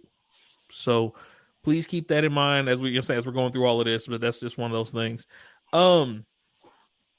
I got a question. So, Nick, have you seen Rising of the Shield Hero? I have not. I if I'm gonna be on this show, I got to get up on my anime game. That's fine. I'm a Star Trek nerd. I'm transitioning into the anime realm. I'm trying to like my brother-in-law is really big into it. I've seen the essential ones, Akira, one of my absolute favorites, Ghost in the Shell, like the classics, you know, the pillars of it. But I haven't been as involved. I think I've watched Gundam Wing, some of the more obscure things, some of the OG stuff. Right.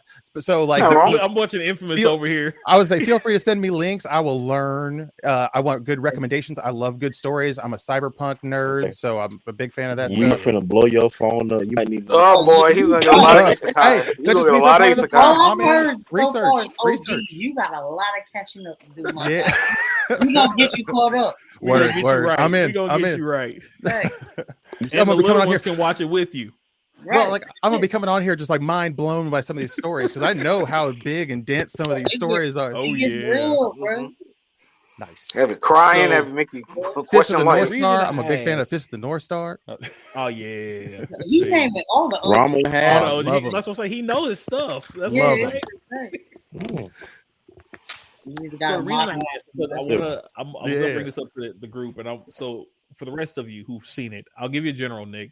The guy is sent to another world, Siniseki, and he becomes one of the 4 main heroes. He's the shield hero. You got a sword, bow, spear, and then the shield. The shield is the most hated of the heroes. Haters. Hated. But they do this man so dirty. So dirty. When I say there's one character, if I put her picture up, everyone in here would start booing and throwing something at their cameras. Bro, I mean, who, bro? What you mean? I was to the I point was, that her actual name got changed to the B word by the end of the show. Literally in the show. It was in the show. That was her name. In the show, it's canon. Like, wow. Well, damn. That's some shade. She got you trying to make me break my screen. 2 names. Don't forget the second name. Yeah, I know. Yeah. I'm not trying to give him too much. He got to watch it. It's a very good storyline, though. Shit was it's the second great name, storyline. It wasn't. I might have to check this out. I mean, you can call people names. I'm all about that. Let's see. Yeah. You got to watch. You got to watch it. It's great. It's great. Yeah, and Full Metal Alchemist, but that's another story. And Full Metal Alchemist. Oh, yeah, that's a good one. You got some names. So the reason I brought it up is because in talking about toxic masculinity and talking about masculinity in contrast and in comparison, do you all feel, those who have watched the show, do you feel that he defined toxic masculinity or just masculinity? Just masculinity. Just masculinity? Yeah, I don't think he was treated toxic, but I feel like that was more some masculinity. I wouldn't say defined. What about when he went specifically to search for a slave? And his only reason for having that slave was what? To fight for him. Exactly. I'm going to use you. I'm going to force you to do what I want to do. Okay, but this is my thing with that. Even though that was his intention, the heart that he did have, he never made her do something that would cause harm to her. Period. Exactly. Like he still looked out for her best interest the whole time, no matter how mad or whatever happened. Giving her a better life than she would have. Everybody, hey. Hey, how's it going? She just woke up. She just woke up. I give it up for the intro of this show. Right on. Appreciate. So that's kind of what I wanted to get at was that's kind of the reason I brought that up is because I feel that certain traits, certain actions are seen as toxic, right? Even though the person is not toxic. Right. You know what I'm saying? Whether they're being masculine or not, the trait can be seen as negative, but it doesn't have to be toxic. I think that's what I was meant to say. That's the better word. It can be a negative trait and not toxic. Masculinity. That's a tough line to walk too. It is. It's a great line. It's a great line. Because as a man, I can say, okay, so for me, as a husband, as the man in a relationship, my goal, my responsibility, myself, is to provide. Mm-hmm. It's to provide for my family, provide for my woman, provide for my kids. It is also to protect. You know what I'm saying? I should be the first line of defense if anything goes down. Those are the two main things that I feel I am responsible for. Mm-hmm. Partially from rearing, partially because it's what I was raised in. You know what I mean? Yeah. It's who I am. Some of it's instinctual too. And instinctual, exactly. So in doing that, I may say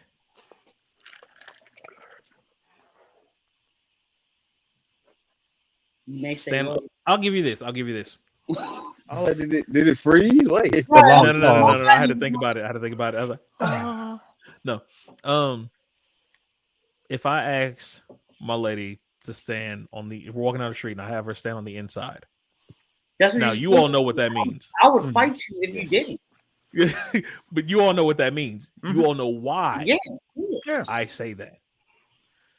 I got cursed out one time about that. I got cursed out one time. What? I got cursed out one time when I was with a female friend. It was like, why you let her work? Like, but she's not my girlfriend. But that's still your female friend. You should have let. I was like, I didn't know. I legit did not know that. I did not know that. And some older gentleman pointed it out. She was like, I was like, huh? Right, but it was an older gentleman. The lady never said anything. Just made us mad. Yeah, some of them don't know why you do it, but we know.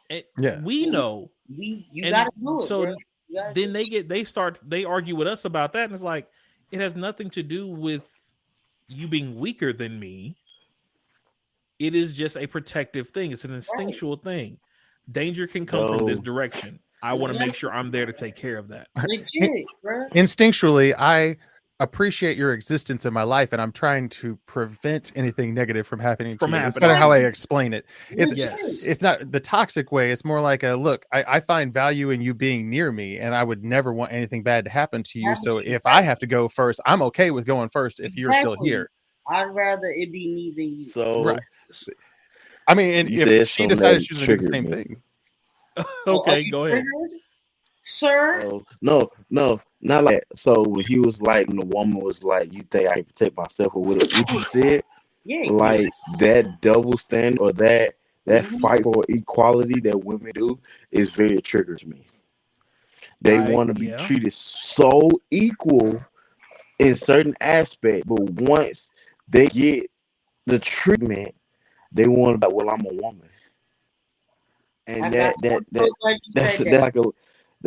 a trigger because I was dating a girl, and like at the time we had like basically the same job, and she hit me up. I had just paid my rent.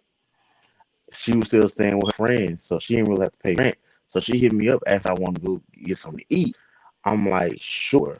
We went out, and like she looked at me, hey, I'm like, now mind you, we've been there for a while. It's been times like we switched off or whatever. Right. And I'm thinking like you asked, like you was gonna pay or whatever. You invited me. You invited me. Yeah, exactly. So when I said you want me to pay, she was like she slid it to me. I was like, I don't mind, I'll pay. Even though I was at the point where like I was kind of close, but even when I go out with other people and I know somebody that's gonna pay, I don't ever get exactly what I want. Can I get something like cheaper or whatever? Mm-hmm. Yeah. Mm-hmm. And so she was like, "Oh, you're the man. You're supposed to pay." I'm supposed to pay, and she's like, "Yeah." I'm like, "But we just had this talk about tit for tat, so we can get our money together and do what we plan on doing." She's like, "Well, I'm talking to my friends, and feel like I shouldn't be doing this and that." I'm like, "Well, you should date friends then." Like we literally broke up after that. I paid, I still paid, but we broke up after that. Back. Look, we had an understanding. We knew what we had going on. And you're letting the outside source, mess with that. Influence. Like, don't ask for something you don't want. Right. I'm gonna get on some people's nerves right now. Go ahead, bro. Go ahead, dog. Look at this meme. I was reading this meme earlier. I'm gonna put it in the screen and then I'm gonna read it to y'all. Y'all want to be married and don't split the bills, but get a divorce and want half his shit. Yep. Yeah. Then we clapped it up though. Yep. That it definitely. You want to be married, but don't pay for nothing. But then when you get a divorce, you want half this shit. How that work? How that works? Sweat? How Sweat? What did you put into that? Yep. And I get the argument. Hold on, and I get the I get the point. I get the point too. But I get the conversation of, well, I was there mentally and emotionally and physically, yes, but so was he.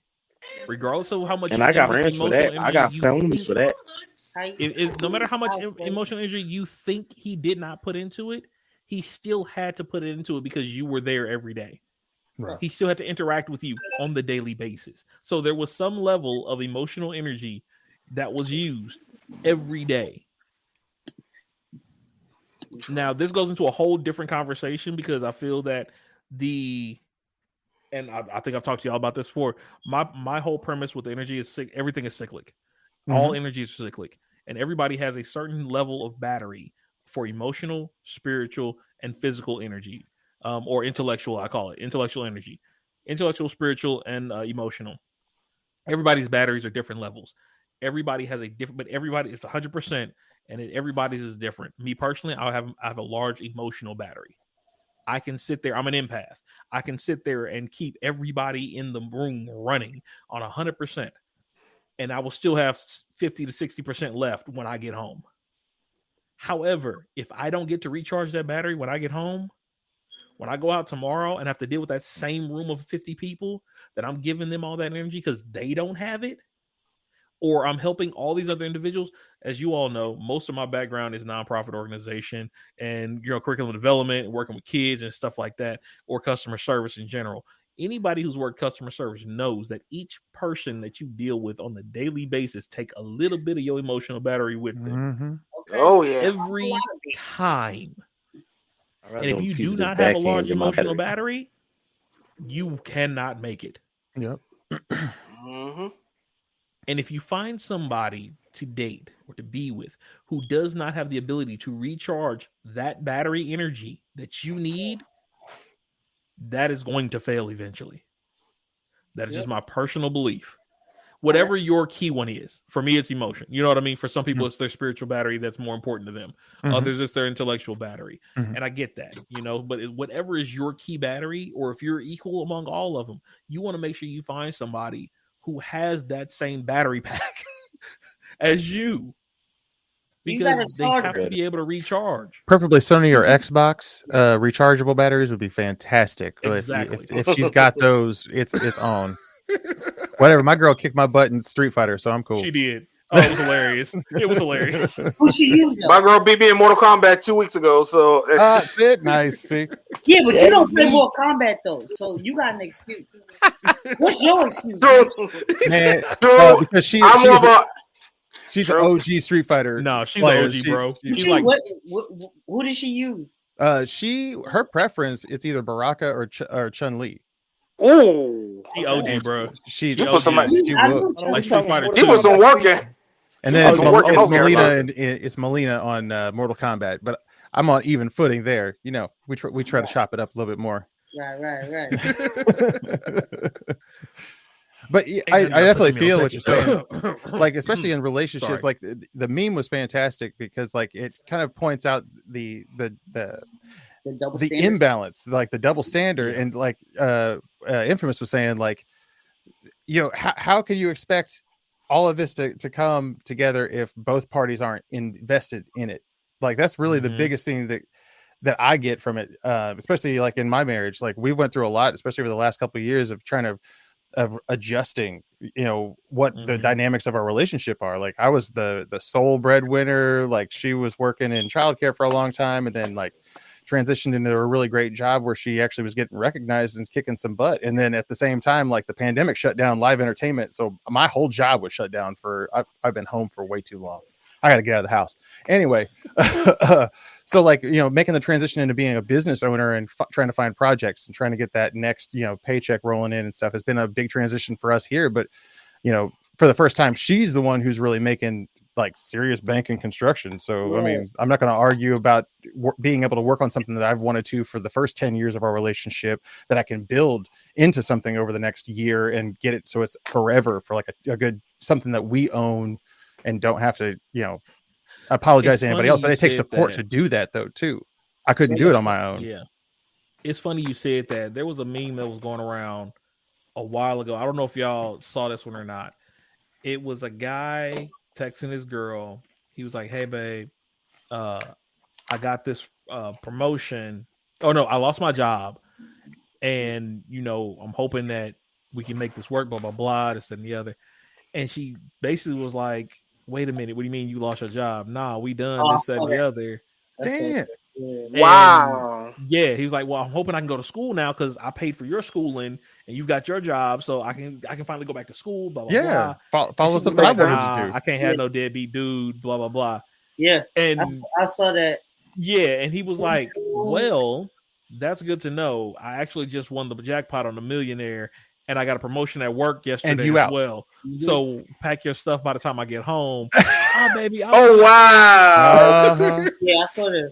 Well, but then you also see the other side of that. Like Wendy Williams was going off on some TikTok or YouTuber that she retired her husband, who was an LAPD officer. Yeah, like she had finally made it to a point on YouTube where it was making enough money, and it's like, I don't want you to have to go out and be shot at or be in danger every damn day. Like, I don't understand why it is one or the other. Like, why can't one feed the other or help the other grow? Right. Again, that's the toxic part of it, is I got to do it by my damn self, and she be damned or he be damned. It's like, the reality is, I'm not nearly as good as I was until I got to this relationship and had my family. Yeah, I mean, especially if you reach the 20-year point, most cop jobs, I mean, you could pretty much put in your papers and that's a wrap. I mean, well, and he was at 15 years and she finally made it. It's like, I don't want you to leave this house in a bulletproof vest ever again. And then Wendy Williams had the nerve to get on her like she was, some kind of beaten, battered wife. Why are you subjugating yourself to your man? It's like, nah, I don't get that. Oh, because I love him. First of all, you said Wendy Williams. The people who listen to Wendy Williams. It just blew my mind after her whole relationship and all that. Right, stuff. She had something to say. I said that's why I just said karma. Yeah. That's why I just said karma. I don't like Wendy Williams. I've never liked. I used to be a Wendy fan. I used to be a Wendy fan back in the day. Wendy Williams is built like a blow pop. How do you say a Wendy's fan? Like slushies, right? Like the shakes. You talking about? No, right? Wendy Williams. Did you say blow pop? Right? Yeah. Oh my god! Wendy Williams you talking about the redhead, right? I've never. No, we ain't talking about that Wendy. Related to I made it up just now. keeps the. Not that Wendy's. Think about it. That's the Baconator Wendy's. We're talking about another Wendy's. So true. I always thought she had an alien head. See, y'all wrong. We're not gonna sit here and bad talk Wendy because we're gonna end up on her show. Watch. Oh, we will. I'm with it. No, her show's done. Her show's done. So her show's not getting renewed. Her show's not getting renewed. So it should never got. Well, she was having a lot of health problems and stuff. So no shade on Wendy. It was just a really bad take on something that was really positive and kind that somebody was doing for their husband. Yeah, that just shows she was getting old. That just a sign she getting old. Love her husband. How dare a woman love her husband? Yeah, exactly. Yeah, exactly. God forbid he not be the dirt on the floor. God forbid. But that was a good story. That was a good story, though. That was a good story. Just it's sad that Wendy kind of ruined the whole flow of that story. The whole point of that story was like you stick to it, like every couple has that. Like you have a breadwinner or not. Someone's player too. We're in the video game tournament. Some people are player too. The fact that you said that was the perfect analogy. I saw that the other day. It was on a keychain. It was like a couple's keychain. It was like, will you be my player too for life? And I was that is the sweetest thing proposal in the world.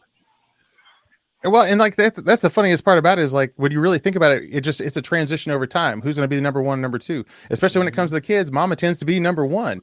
Like you can't say it. You can have a little input, but she's going to tell you what the hell's going to happen with them kids. And then the extent of the finances around the house, like that's usually a pretty good group effort. Everybody kind of takes a hold, but like my lawn, honey, I don't want you to mess up the lines on my lawn. Fair enough. Right. Like, yeah, I mow my lawn. That's cool. That's how I like it. Like that's the way it goes. So like we just know our lanes. So number one and number two, like it just depends on what game we're playing. Exactly. And even to that, like what Nick was saying earlier, just being transparent with myself. Me and my wife started dating. I had just moved Alabama to Atlanta. Issue happened. Me and my dad was at odds because I was staying with him. I was homeless.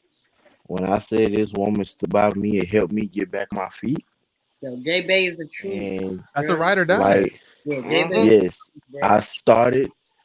I started from the bottom. Started from UPS, jumped UPS to the UPS and Sam's Club, then just Sam's Club, and I was presented with an opportunity to get my CDLs. Best thing I ever did. You know, I hate driving flatbeds, but I appreciate her to the point where it's like I never have to need for anything because either now she's I think either if I think I need something, she already got it, or she's already got on the list to plan to go get it. Until it comes to my milk at first, she never get my milk when I want to get my milk. We love you. I had it, but don't tell her that like, I second that. I ain't gonna tell her. But like when we first came into our relationship, like the energy we had was like we're gonna talk about the stuff for the future. When I realized I wanted to date her long term, I'm like, okay, how do you feel about this? I think I paid for our first 2 dates or first 3 dates, and after that, it was like, oh, I got it this time, or I get it this time, or like, I think who that Angelica party we went to. So I got off work and she called me like, we got invited to a dinner and my cousin. I knew I was like, man, I just paid my dad. At that time, I was staying with my dad. I paid him rent for staying with him. It was like it wasn't much, but still, I paid him, and I would put money aside to get my own car. And so I'm like, but I really want to see her this week. So I went, and like, she ended up paying for everything, and it was kind of like I wasn't expecting. I had the money to pay, but she knew what I was going through, so she had my back on that.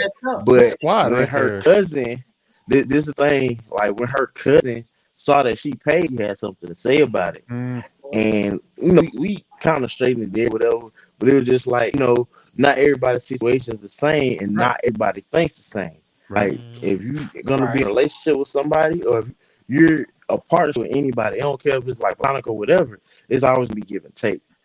And that makes better than just having one person be the dominant over everything. Like even if you're playing Mario, you're gonna need Luigi for some of the missions. Just like that one meal on Mario, you gotta kill Yoshi. You're not gonna win unless you kill Yoshi. Am I wrong? Oh yeah, that level. Yes, true. That one. So I'm gonna get beat up after. Give it up for solid teams too, and partnerships and relationships. Give it up for solid teams, man. Yeah. And that's the thing. In anime, there's no one character that stands alone. Amen. Right. That. Let me think. No one character stands alone. Now I'm gonna mess with y'all real quick. You ready? We just went full circle with everything. If male and female, if we all started taking relationships as a partnership, which means you can look at a business partnership, whatever it may be. Partnership means all parties are equal. All parties are providing equal support. Well, no matter what area it may be in, there is equal support being provided. Right. If we can then take that from our homes and apply it to those we know around us, every relationship is a partnership. And by relationship, I don't just mean where you going. Romantic. Where you going. Right. Every relationship, anytime you have a conversation with somebody, you have now started a new relationship with that person. And that's what I need people to understand. You know, every time you speak to someone new, you say hi to the bagger at Walmart. That is now a relationship that you formed. You can choose to, and hold on. Let's see. Okay, now, sorry, soapbox. So we all know I'm a huge gamer. We all are. We all are. Nothing in that, Nick. D&D. He was chewing on ice. D&D, you have the option to go left or right when you see the fork in the road. Which decision are you going to make? You have an NPC in front of you. He is the bagger at Walmart. Do you say hello? Do you see how his day is going, or do you ignore this person and act like he does not exist? Which one are you going to do? If you were playing a video game, you would talk to that man because he may have a quest for you. Us all, I'm saying. Sometimes you don't want to do that quest, though, because you're already in the middle of like you already got like that's French very on your true. plate. You like, yo, I know if I talk to him, he gonna give me another one. I gotta finish these first, bro. It's like Destiny. You keep going back to the same raid. Exactly. Keep going back to the same raid. And this is why I used to wear headphones a lot when I went to the supermarket or any shopping experience. I was that guy. I put my earphones in. So, I gotta say like this, just to say, I gotta say it like this. Each relationship. Don't treat him like that one Pokemon that got everybody pass and then go back by. Y'all wrong. Ditto. I've been owned by everybody. Oh gosh. Sorry. Y'all wrong. Y'all wrong for that. Anyway. But gotta catch them all and release them. And release them. Catch and release. Catch and release. Works in Pokemon and works in fishing. That's how life is. You know, you want to make sure that you watch those relationships because every time it's a chance to be a new, you know what I'm saying, it can go in a different direction. Mm-hmm. And so you just make sure that you provide what you would want provided in that interaction. If everybody did that across the board, we wouldn't have half the situations that occur. Nah, you know, man, Panda, you mentioning that, you make me think about a story. I don't know if I want to go into the story right now, but hey, go ahead. We've been around everything else. All right, here's a story. Everybody had a story, but you. All right, here's a story. Okay, we're talking about like you're just saying like relationships with cashiers and things like that. I remember one summer I was in college. Me and my homeboy every Friday after we used to do the summer camps for the kids. So like our college, like one of our boys in college hooked up with summer jobs. We just helping the kids out with summer camp, things like that. So every Friday we come home, we go to Popeyes. Every time we went to Popeyes, it was the same cashier there. You said, like I said, this is how bad I was. This is how bad I am. Like, thank God my girlfriend's with me because this is how oblivious I was to a lot of shit. But every time she was always super flirty, super touchy. I'm like, okay, cool, whatever. And no idea. My boy was just side at me like what the like because he went to high school with me, but a lot of my high school friends that knew, like I never had a girlfriend. I didn't even talk about girls back then. Mm-hmm. So he was like, yo, she's trying to flirt with you. I'm like, no, she's not. She's being extra nice. And he like really? I'm like, yeah. I'm like, you had a solid wingman. He tried. Right? He was trying. My boy, he was trying. He was trying to inch me. Like, yeah, what? Like every time that was like, you should try to get her number one of these times we go to Popeyes. I'm like, why would I date the woman? Like, I was not putting two and two together. I really was not putting two and two together. This is when he did not talk to the NPC people. He should have talked to the NPC because you would have gotten yourself a nice little quest. Right. Yeah, I would have another quest. Or some that question needs free Popeye.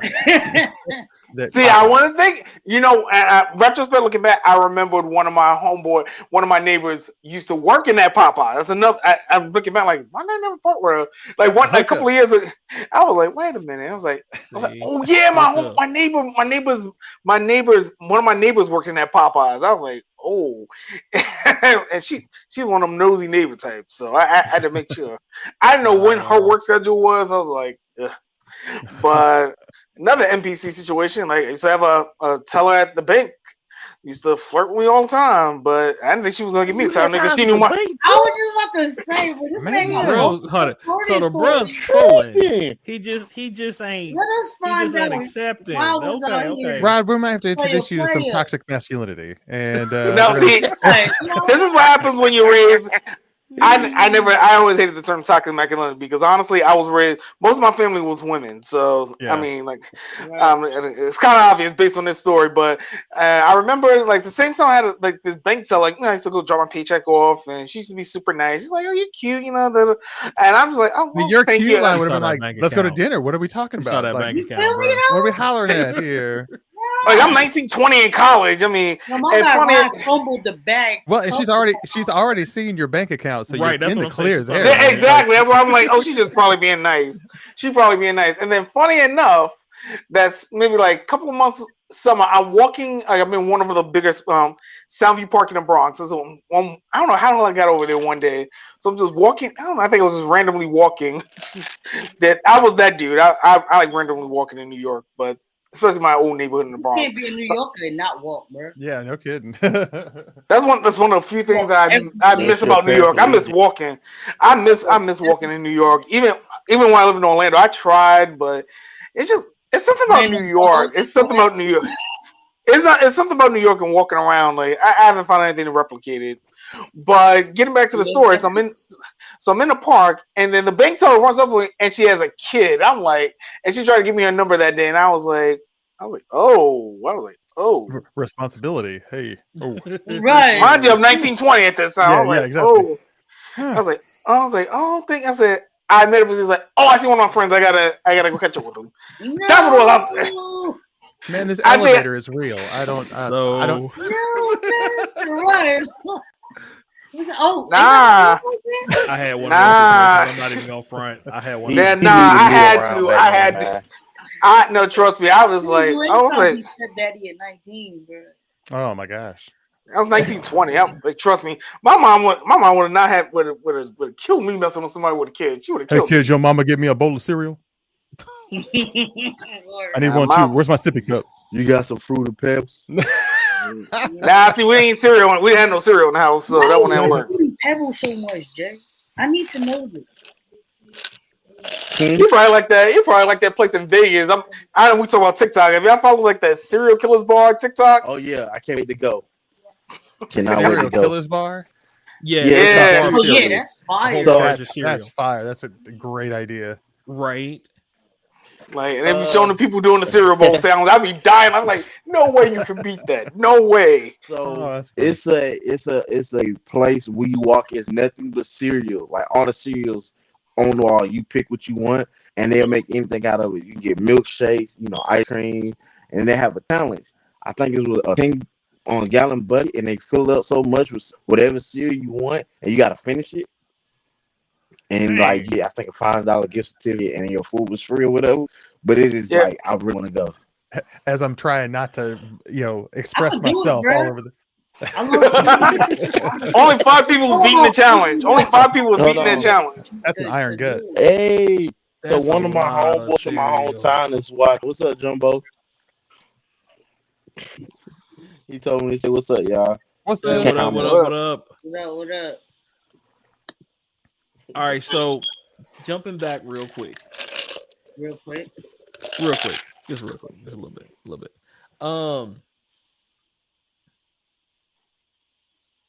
The premise of masculinity. I guess here's my question. Do you think there's a problem with people judging masculinity as being toxic itself? I think that was the next part I wanted to go to. I say no. I would say no. I would say no. Okay. I can give a reason why, but everybody else can go. Everybody else can give their yes or no. Because honestly, I say no because I think it's the way masculinity was always taught us. I think masculinity is like a learned skill. Like femininity is also kind of a learned skill in a lot of ways.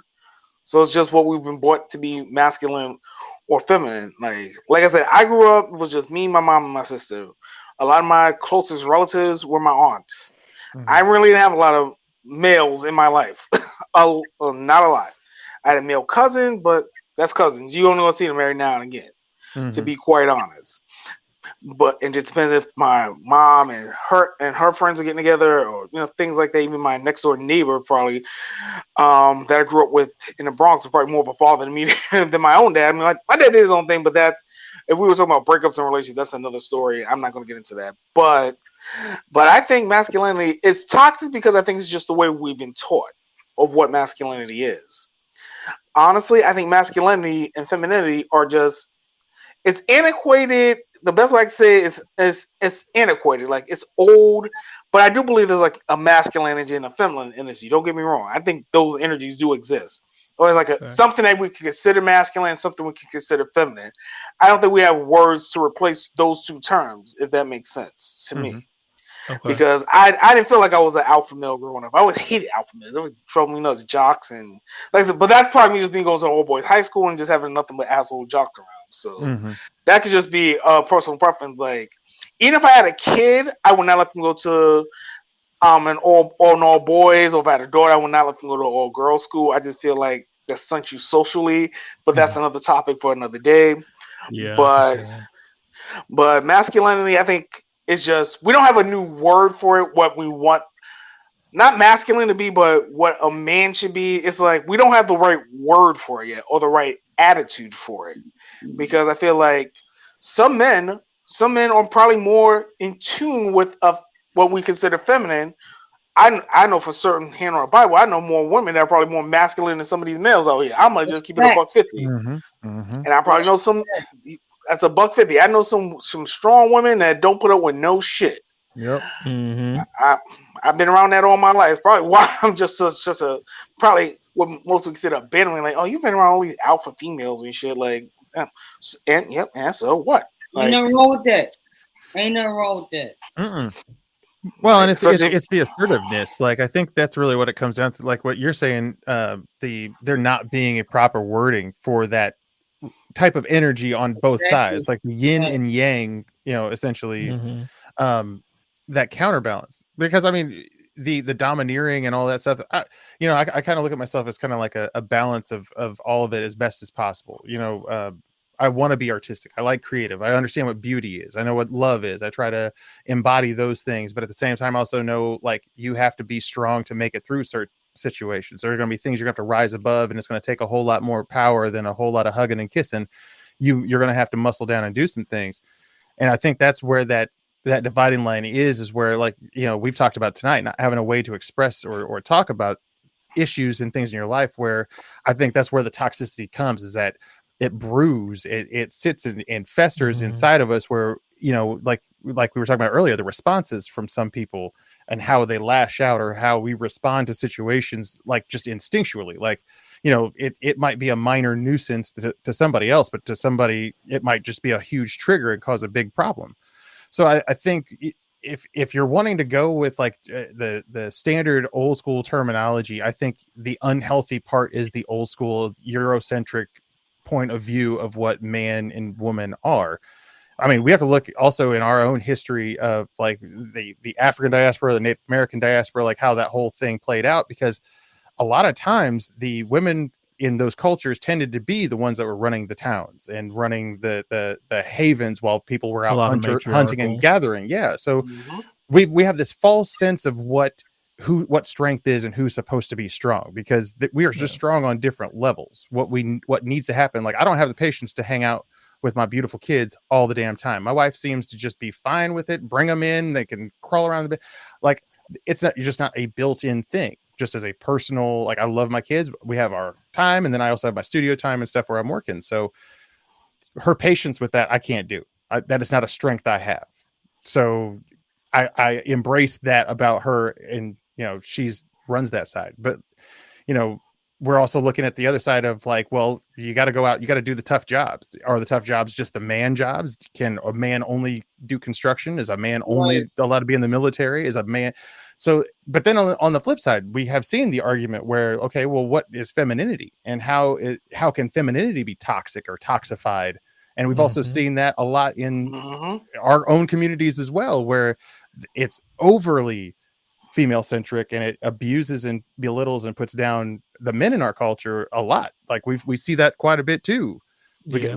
I think that the concept of toxic masculinity is just because it's been around longer, and it's been a problem on such a scale that it's also crossed racial lines and economic lines and everything else, where masculinity has been this overbearing and enduring problem throughout our history right now. And it's time for a transition. We need a counterbalance to that side. We have to embrace some of our more emotional, in order to be intelligent and to be fully formed and evolved people. We also have to take into account our emotions. We have to take into account our mental health as well as our physical health, and come up with this balance of all of it. But like you said, not having the words for female or male, it's just the balance of both yin and yang, positive and negative, up and down, left and right. It's just the balance. Back and forth. So I got a question then, and again, this is just in the spirit of conversation. We might have an answer. You just might. If we could come up with a new term, to replace masculine and feminine, because as we've been talking here, it seems that we've come to a particular point where we're all kind of saying toxic masculinity brewed from the Eurocentric definition of masculinity, the old archetypes of what a man should not do, etc., etc. Same could be said for toxic femininity, because that is a thing. True. Mm-hmm. But then the question is, well, okay, if we take the toxic portion out of masculinity or femininity, and it's just being a man, right? What does it mean to be masculine? Without being toxic. Without the toxicness, without the archaic rules that set them apart. What is masculinity? Because you can't say, well, toxic masculinity exists only because there are negative traits of masculinity. Okay, cool. Then what's masculinity? Mm-hmm. And are they inherently negative? Are they inherently the same? Oh, that's a tough one. I don't have an answer.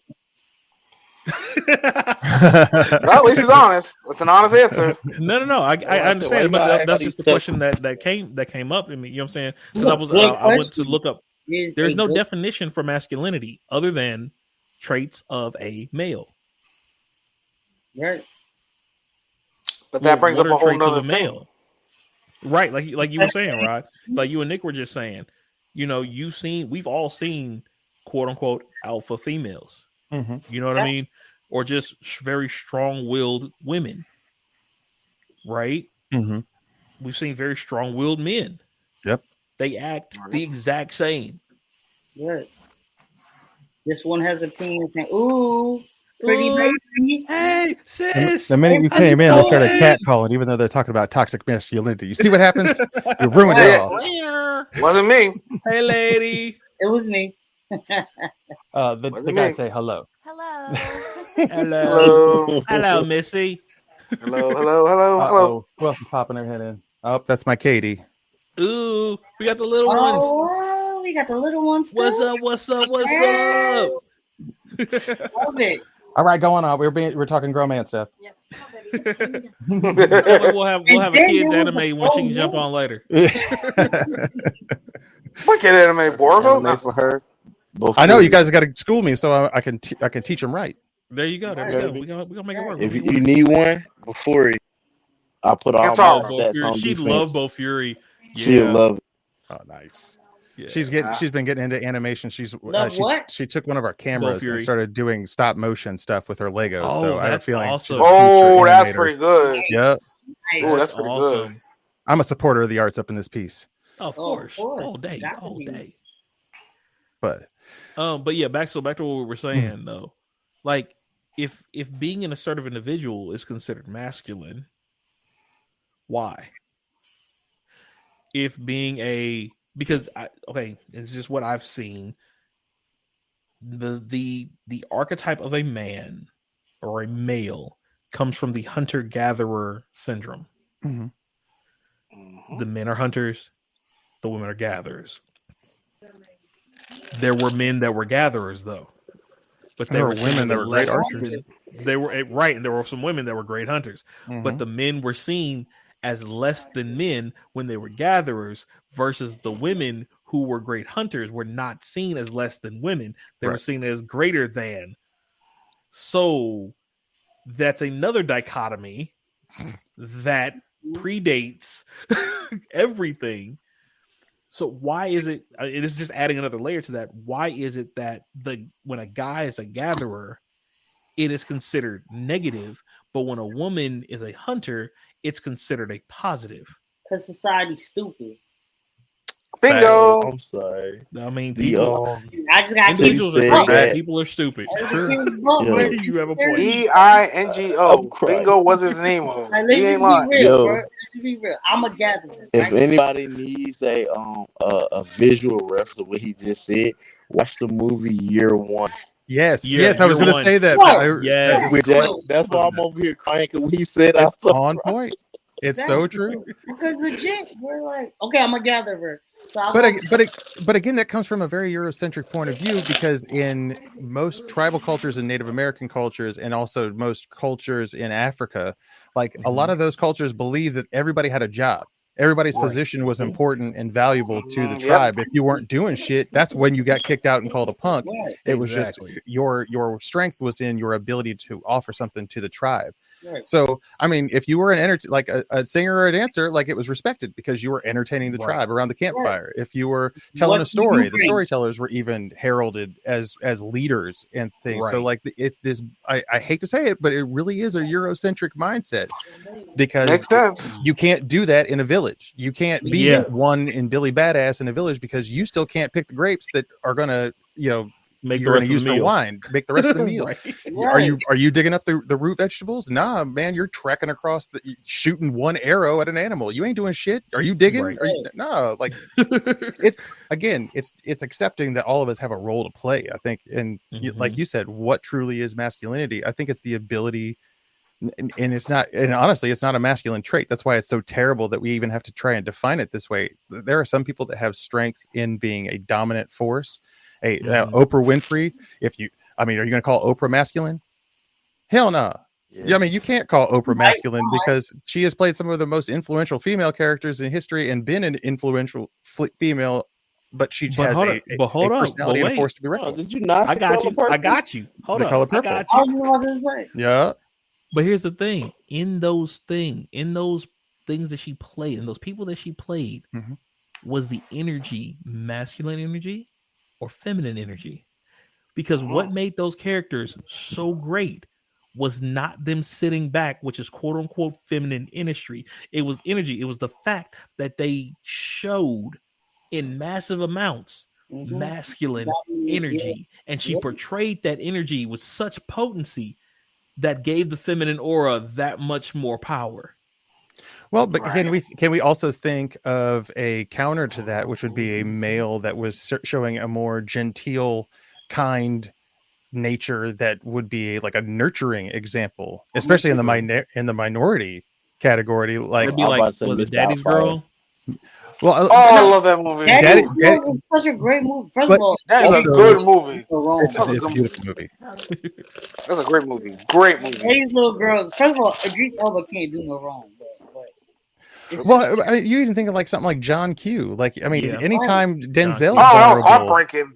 Yeah, that's heartbreaking. John Q, heartbreaking. But like, for as genteel and stuff as he is, he's also trying to raise enough money. I mean, I think, like you said, like, calling it masculine or feminine, I think, does it a disservice. It is an energy that is it's an energy put out. Yeah. Because you can still be dominant and try to take care of your family and love them and nurture them. I mean, exactly. We've seen that over and over again. So exactly, it's a tough one. I agree. I agree. I guess that's where can these things just be defined as us being human? Right. And starting to break away from the norms. That's all it is. Yeah, personalities. That makes sense. Yeah. Because then assholes could just be assholes. Well, it's like, I'm not. But you're always gonna have assholes. There's nothing you can do about that. I'm not weak for crying. You're a dick for making me cry. Right. That's what I'm saying. Like, that's now they can be cold.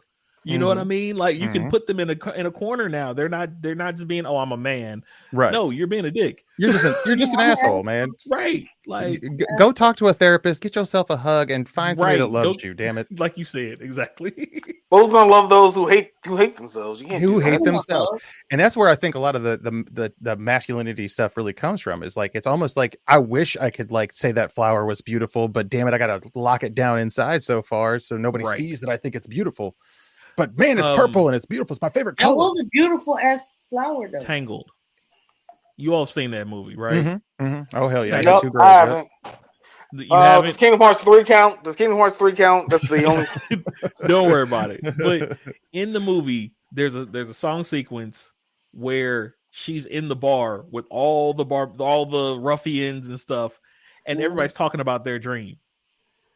That's what you're talking about right there. That moment you're talking about where, it's a flower. Dude has one hand with a hook. He wants to be a concert pianist. Like he's talking about that was his dream. And the boy was bad on the keys. Yeah. He was though. He was the other dude wanted to crochet. The big dude, big Norse god looking Thor dude.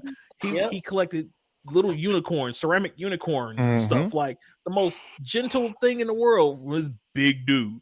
It's stuff like that. Like that they can't, because they're in that environment, they feel like they cannot be themselves. We cannot be ourselves, and that should not be the case. One of my favorite things around the house, this is going to sound absolutely crazy, and you can all just go to hell because I love it. I especially my theater background, we used to get flowers. Whenever you do your shows, you get flowers. So one of the things I actually like, my wife still gets me flowers every once in a while. I mean, I surprise her with flowers and stuff too. Like it's a two-way street. Dude, but it's a reminder of where we came from in our theater days and stuff. So like I've always liked getting flowers. Just like if you're doing a good job, somebody's going to give you your flowers. I've always had that mentality. So that's one of it's a positive sign. But like I said, appreciating beauty and appreciating art, I don't feel like makes us less of a being. I feel like it rounds us out as people, because I mean you can only appreciate the beauty when you've actually seen the darkness. Art is the greatest thing in the world. This man. What did I used to say all the time? I don't know. Perception is the key to your reality. Okay. There are multifacets to every person's perspective, though. I've never heard you say that. This is some older stuff. New to me. So he was working on his first book. My man said, "What did I used to say all the time?" Oh, you ain't never heard me say that? I don't remember that, bro. I don't remember that one. I just got We're playing the dozens on here tonight. I'm not gonna cap for you, man. That's new. But yeah, like that's the thing. Your perception makes your reality, and if you can't perceive beauty, if you can't perceive, or even worse, if you can perceive beauty but feel like you can't express it, how much more painful is that? Yeah. And not being able to see beauty at all. And who else are you lashing out at? Right. Oh man. You're gonna lash out at the people who can see and express. Big facts. That's big facts. No lie there. And like this might sound crazy, but I think that's one reason why the LGBTQA, IA, I believe, group gets as much flack as they do at times. And I think that's why a lot of the minority cultures, especially African Americans, get a lot of flack from individuals as well, is because both of those groups have one thing in common. They know who they are for the most part, or they're willing to express themselves in ways that other people feel that they cannot. Even if they can see the beauty in themselves, they can't express it the same way.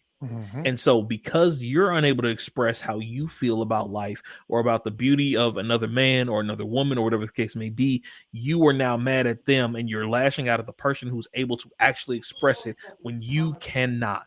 Yep. I mean, they be doing too much though. I'm just being real, bro. Like, I get it. You're oppressed or whatever, but you're not the only people oppressed. And Black people ain't out here like, oh, you said this, so now your whole life, bro. Like, they out here ruining people's lives, bro, because people don't agree with the way they live, bro.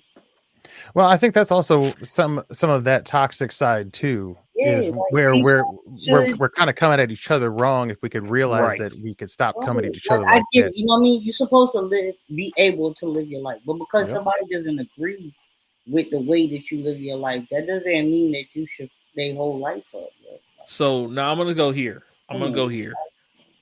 And if you were to come after me or mine in any capacity, one thing that I will say no matter who you are, I will end your lineage. If I'm serious about like you've come after my family, you've come after my kids, you've come after me. When in any capacity, I will tell someone I will end your lineage, and mean it wholeheartedly. Shoo, that's cold.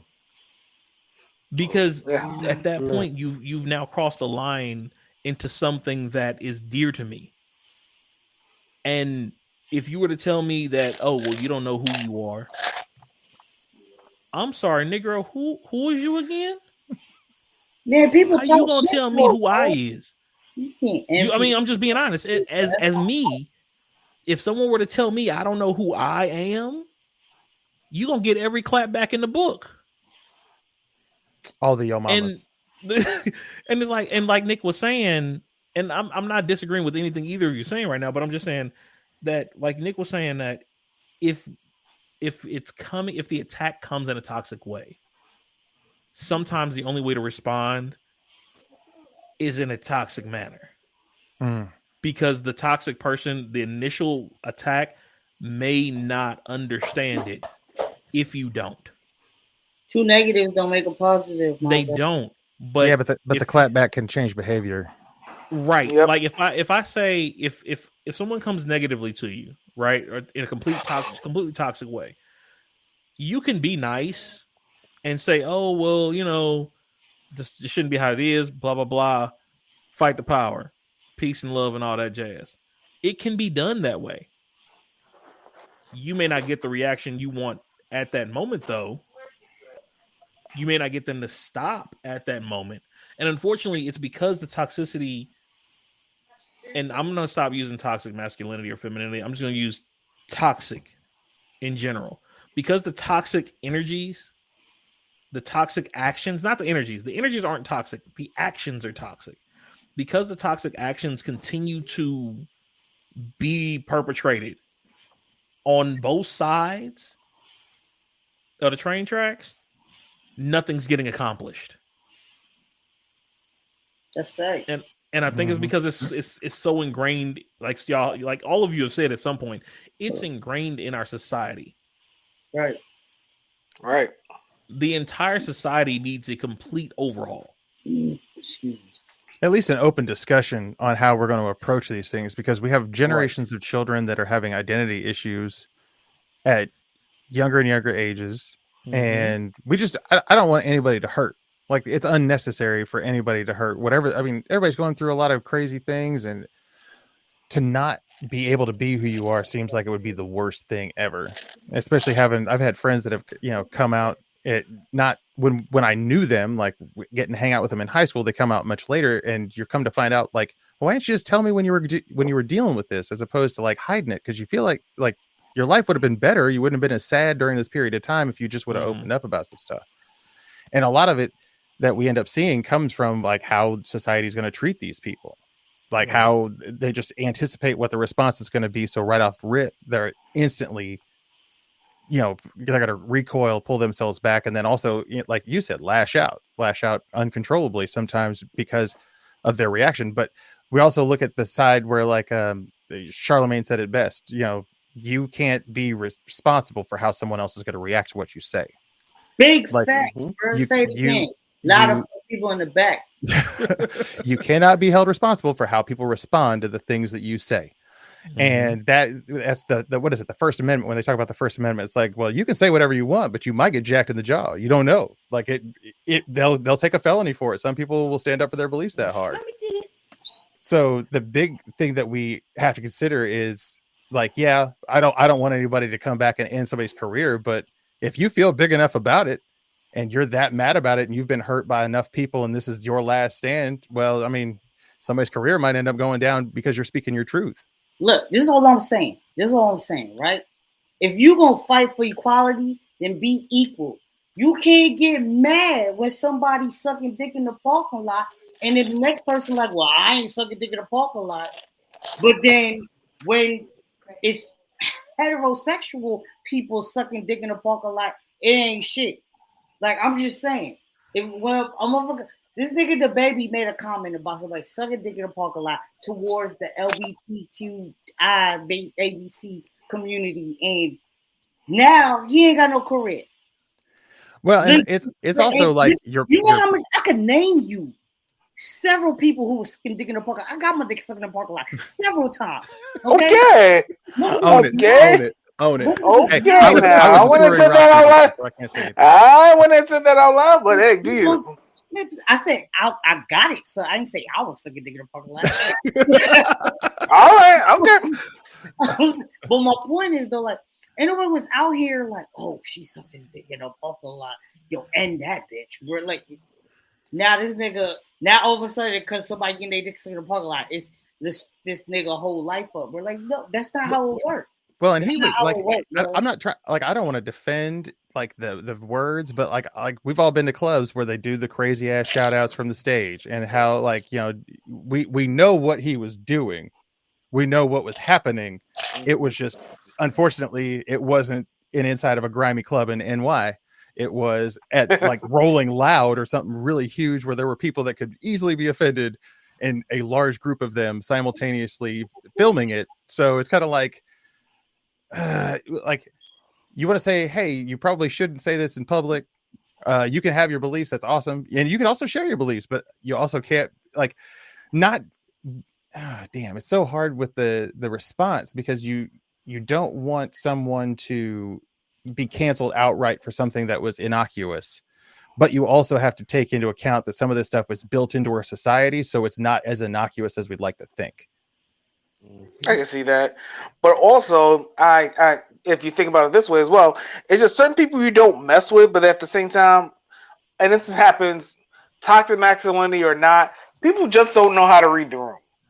Let's be honest. Let's be honest here. People don't read the room because think about a lot of people that got canceled. The baby, he got canceled. Okay, he got canceled. Okay, what? Not condoning him, not defending the man or anything like that, but just read the room. Like, you feel like you're in the wrong, or you feel like and it's funny, I just had this thought like 2 weeks ago. I was like, if you're in an argument with somebody or you're in a disagreement with somebody and you feel like you're starting to sound like Riley from the Boondocks, I think you lost your argument.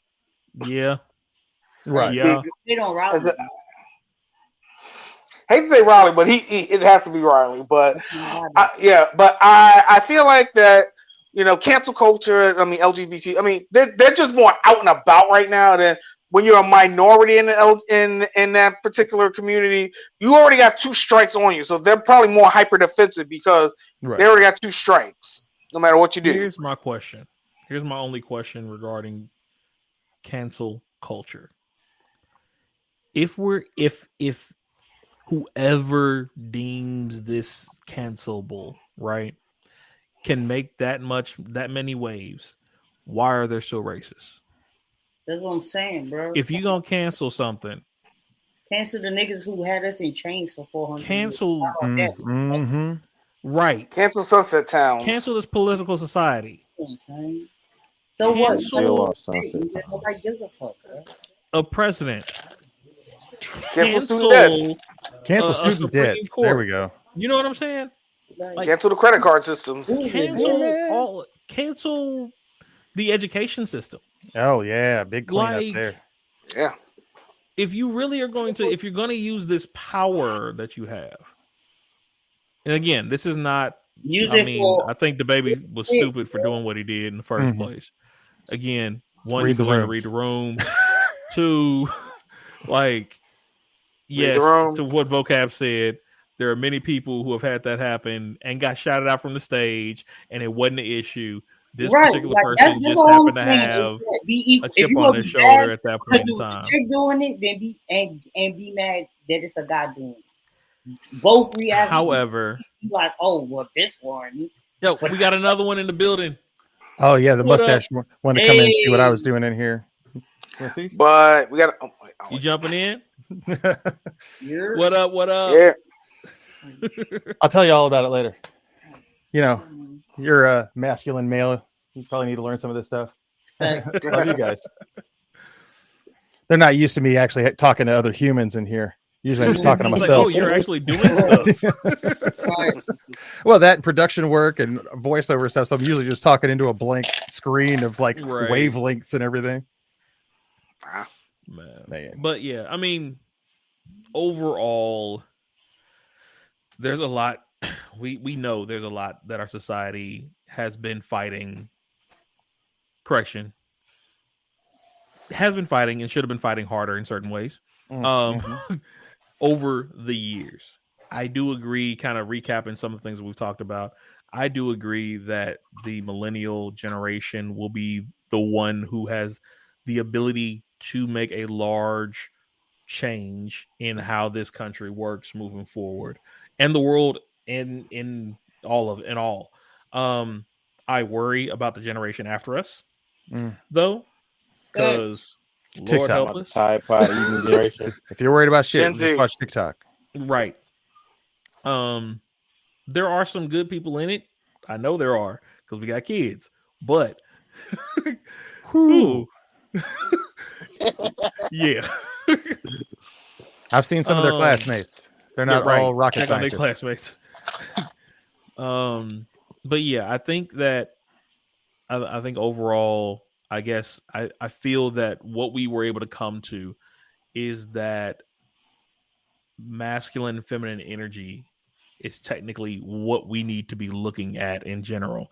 And even with that, what is, because you can't use the terms masculine and feminine without having a definition for masculine and feminine. And the problem is the Eurocentric toxicity of masculinity and femininity is what gave the definition to masculine and feminine. Therefore, we technically have no definition for the words masculine and feminine. I mean, if you really want to get into the biological definition, I think that's probably really the only limitation. Only way. And even then, if you try to define it that way, then you have people that are completely upset with the Chappelle response to not necessarily traditional gender roles, but the traditional definitions of what masculine and feminine is. That's where we're kind of running into this roadblock in our generation of trying to explain this. Why are people feeling so dispossessed from their own beings? Well, I feel like partially we're not living the lives we really want to be living, which is why we're so dissatisfied with what we're doing now. True. So it could just be a general dissatisfaction that we're kind of running into on a generational or civilization front, where on the whole, we don't know how to define any of this stuff anymore because all this stuff is trash. Like if you look at our history, just so much of it is just lies and garbage. And now we're kind of coming to this awakening, like, well, how the hell do we define this? Like what really matters as far as masculine and feminine roles? Do these gender roles even need to exist? I mean, aside from just simple procreation definitions, like, are these relevant now? And I don't know if we're ready to transition into that kind of world, because then we're getting into a lot of other questions. Like it's one of those, Pandora's boxes that we just keep unraveling another problem. And that is the problem. Yeah. Makes sense. That is the problem. So, man, what a good combo tonight, guys. Thank you. I appreciate getting to be on the show. I'm glad you're able to come on. So deep. We're getting so philosophical. So I got two last questions, and then we'll start wrapping things up. All right. One is one of my favorite anime is Soul Eater, right? So at the beginning of every episode, it says a sound soul dwells in a sound mind and a sound body. Soul Eater? Soul Eater. Mm-hmm. Soul Eater. I'm pulling it up now. I'm getting all my lists ready. Oh, don't worry about it. We'll send you a list. Or you could tell we be watching anime. we may have read a quote and we were, oh yeah, it is Soul Eater. My truth shall prevail. Right. Yeah, sound soul dwells within a sound mind and a sound body. I had to make sure I read it right. Right. That quote is at the beginning of every episode of Soul Eater. That's how every episode starts. Now, what you just said, Nick, about getting to the point of what energy is what. a soul has to be within the body. It doesn't have to be, you know what I'm saying, as we're living. Sound soul, sound mind, sound body. If none of us are, as you're saying, under like knowing where we are, if we're feeling that we need to redefine everything, would you say the soul of this country is no longer sound? Oh gosh, it's been blackened for a real long time. I mean, I've seen it from the barrel of a gun, so I can tell you firsthand how stupid this country can be sometimes. Mm-hmm. Yeah. I mean, we've seen it so much on display. It's so much just ripped open, just bare, blank, and naked with the last 4 years of seeing where we're at and what we all believe. And like I'm a more progressive soul. I'm an independent voter, but it's not in a creepy way. It's more because like I tend to be more on the progressive side. I want things to move forward. I'm waiting for my damn hoverboard. I explain this to everybody. My philosophy is if we don't have hoverboards by now, we are coming up short. What are we doing wrong? We're focused too much on religion. Exactly. We should have done Back to the Future said what, 2021? 2015. 2015. Yeah. A simple jetpack. Yeah, a simple jetpack. Who's sick of getting stuck in traffic? We haven't come up with a better idea. Gas. We haven't come up with a better idea than gas. We haven't come up with a better idea. Like it's all this old, antiquated shit we just keep having to shovel through. And it comes even into our economics. It comes into our politics. It comes into our own homes a lot of times, being streamed in through television shows that show us this arcane point of view of what the hell a family is supposed to be. I mean, I don't know about all y'all, but I didn't grow up in a normal nuclear family with 2.5 kids and a nice Don run. You know, he's my dad and my parents. Fuck all that. I didn't see not a nary shit of one of them. My mom was a teacher. No, hell no, man. I barely had a fucking meal some nights. You're right. So the reality is like milkman coming by every week. Yeah, exactly. You know, riding through that perfect white picket fence with rose bushes, and Barbara's coming out with her ambrosia salad. Shit, New Jack City and Paid in Full was my childhood. Shit, that was my era. That's what I'm saying. So like, it's exactly. Listen, we can't do the potato salad. They put raisins in that shit. See, we're not doing that. We're not doing that. Nope. So like, we're. I don't like potato salad, and I know don't do that. Yeah, well, so like we're looking at this generational transition where like the hippies didn't do shit. They protested wars and stuff, didn't do a goddamn thing. Ended up being the same dumbass yuppies snorting coke in the 80s. Yeah. And then we had all of these different, we've had marches, we've had fights for freedom. It's like, listen, we're at the point now where we just need to come together and say whatever the hell the differences and stuff we really have, how important is it to live in a better life, having a better quality of life? Do we need to keep paying for more wars? Do we need to keep funding? Like, why is healthcare not free in this country at this point?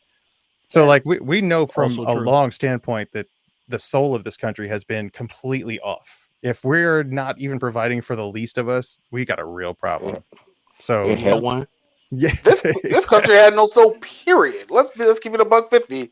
United States has never been anything more than just Eurocentric people mad at religious beliefs, came over here to find a country, slaughter people, continue their slaughtering, went back, tried to do some other things, became a world superpower by pure accident because Europeans went to war 2 times.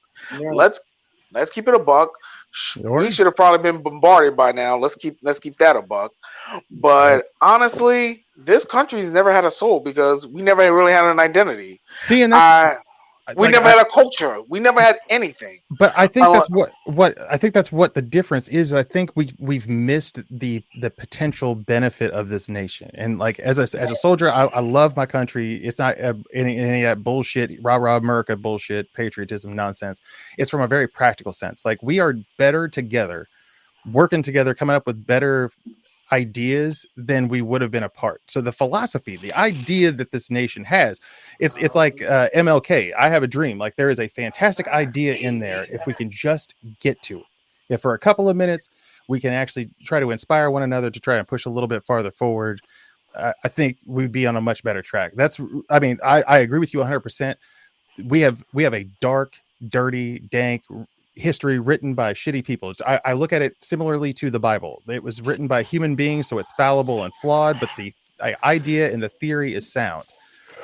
We should be working as best as we possibly can through these allegories and stories from our history and trying to make it better. And we know for a fact that fighting amongst each other and not recognizing the differences in one another doesn't work. Like we can't just be like, oh, we're all American, it doesn't matter. Nah, that's bullshit.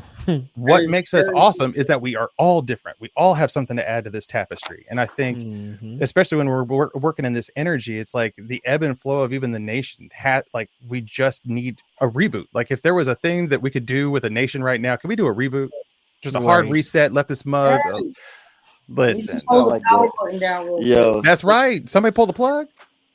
So put it in rice or something. Put it back in. That's right. I'm finna show y'all on a cartridge. When was the last time that you think that America itself was in unison? Was there Reconstruction? Probably. I think Reconstruction. Okay, it was one time. It was one time I know for a fact. After 9/11. After 9. Oh yeah. 9/11 happened. But we also had another enemy. It wasn't anything positive. It was something extremely negative. Like it also put all of our Middle Eastern and Arabic brothers and sisters, like it set them back probably a good 100 years. Yeah, that's what I was going to say. Was we really all together? Because I know a lot of Muslim people who live here and got trampled on. Got absolute shit. Right. So like, I mean, I could see that we were together. I was in New York at the club. It was a mess. The Muslims, the corner stores. I mean, Arabs, terrorists. Born and raised here. But without the point I was bringing up, I feel like it's gonna have to be something drastic to happen for us to finally get over that hump and actually be a united country. I've said all the time. It's going to take aliens. It's going to take aliens. I'm gonna reach into my nerd bag. Star Trek. First Contact, the concept, the Borg was the whole reason. Don't come my way. So like, I mean, that's what got us to the warp drive in that storyline, was that like there was a huge catastrophe. World War III happened, wiped out a huge chunk of the country. Some industrious people that had nothing else to live for were just starting to work on whatever they knew from their previous life. So essentially they developed a warp drive that gave them faster than light technology, which brought in aliens and started the whole conversation of First Contact. And that's what I'm one of those people that agree with that theory, is that I thought the pandemic was actually going to bring us closer together because, well, we were stranded. We're all stranded at home. Unfortunately, the exact opposite happened. Everybody realized how fucked they were getting and how terrible their jobs were and how bad racism had gotten and how out of control their family members had gotten in some of these respects. And it was a real big awakening. So if there was ever a time for a reboot, I would hope like this next election, we could start like putting some people in place that actually have some real ideas and are really motivated to do something. I'm not a big fan of politicians, but we got to start somewhere. And that's right now the only avenue we have is trying to keep that stuff clean. So what I would suggest, and I completely agree with the reboot. However, and I think I talked to you about this, Nick, before. The storyline about owning the island and having everybody go to that island and just start a country on that island. But a similar situation, like I'm all for like a Black Wall Street. See, and but like not. And it sounds like you're talking about Animal Crossing, but continue. Well, I was gonna say, like on the flip side, though, like we also look at things like what a lot of right-wing people tend to look at, and it's the Ayn Rand Atlas Shrugged concept. If you guys don't know what that is, it's the BS where like we take all of our talent and then we just leave you guys here with the scraps, like Elysium. Remember that movie where Elysium? Yeah.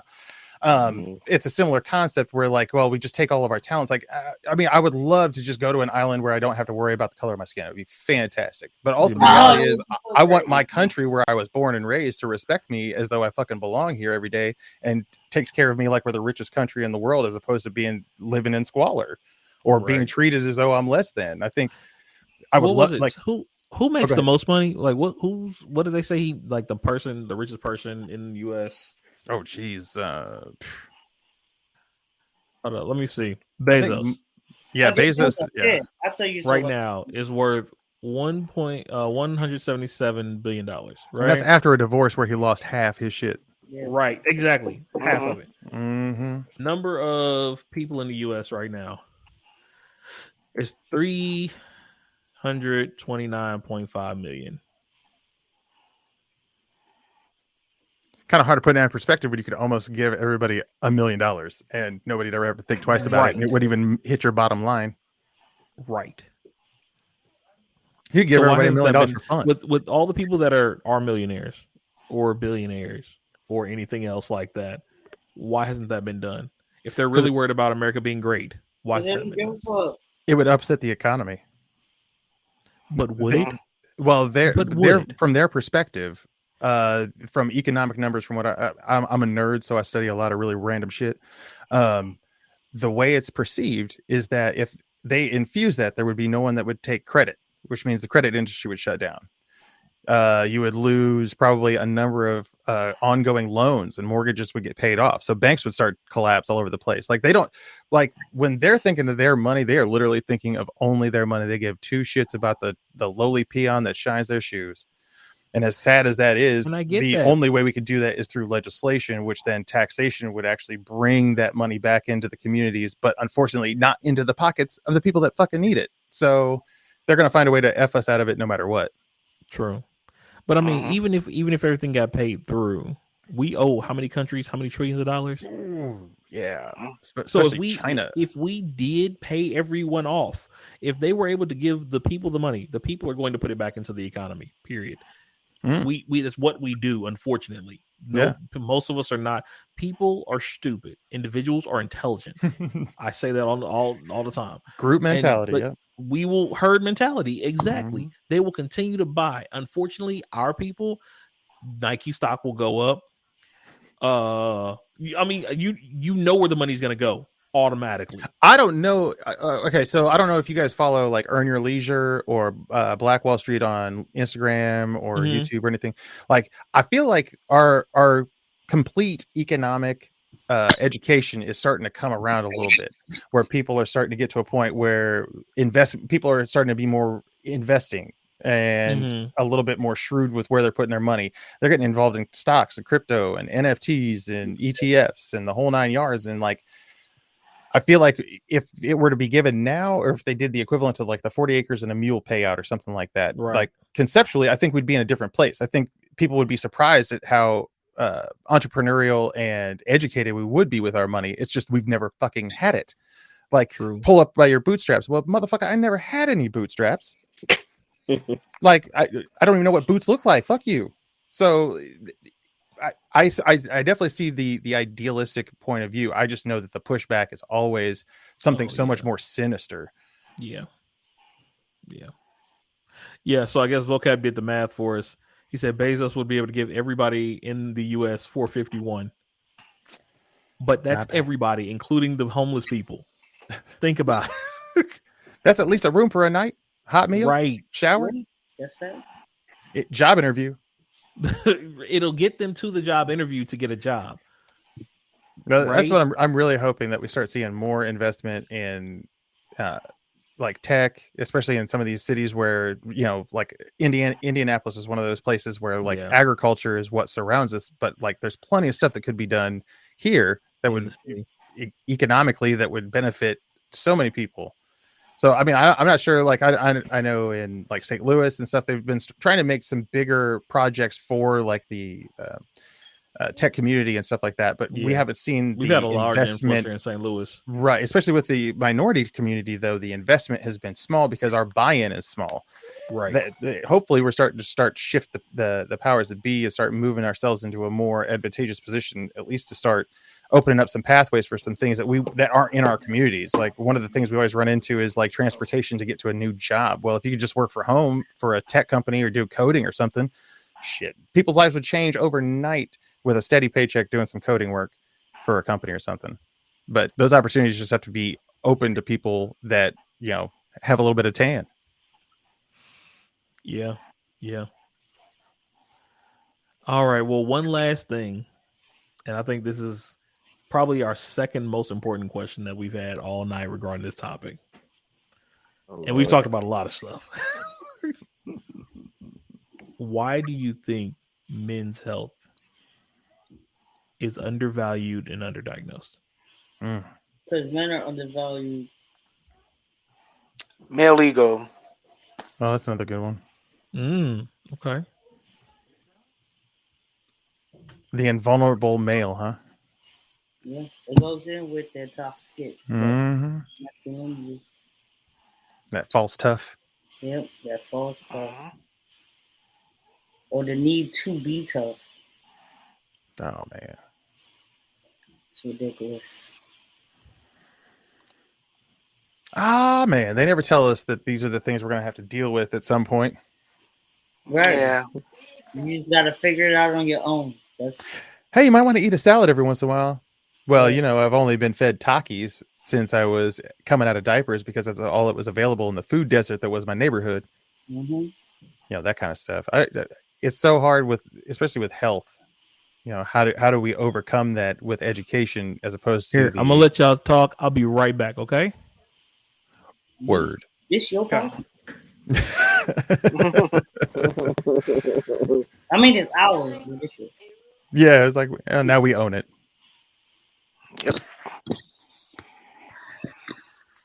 Well, hey, it's been nice getting a chance to know you guys and meet you guys. I don't think I've ever run into you guys out in public before, but hi, my name's Nick. What up, I'm glad to what meet all up, y'all. Nick? What up? What up?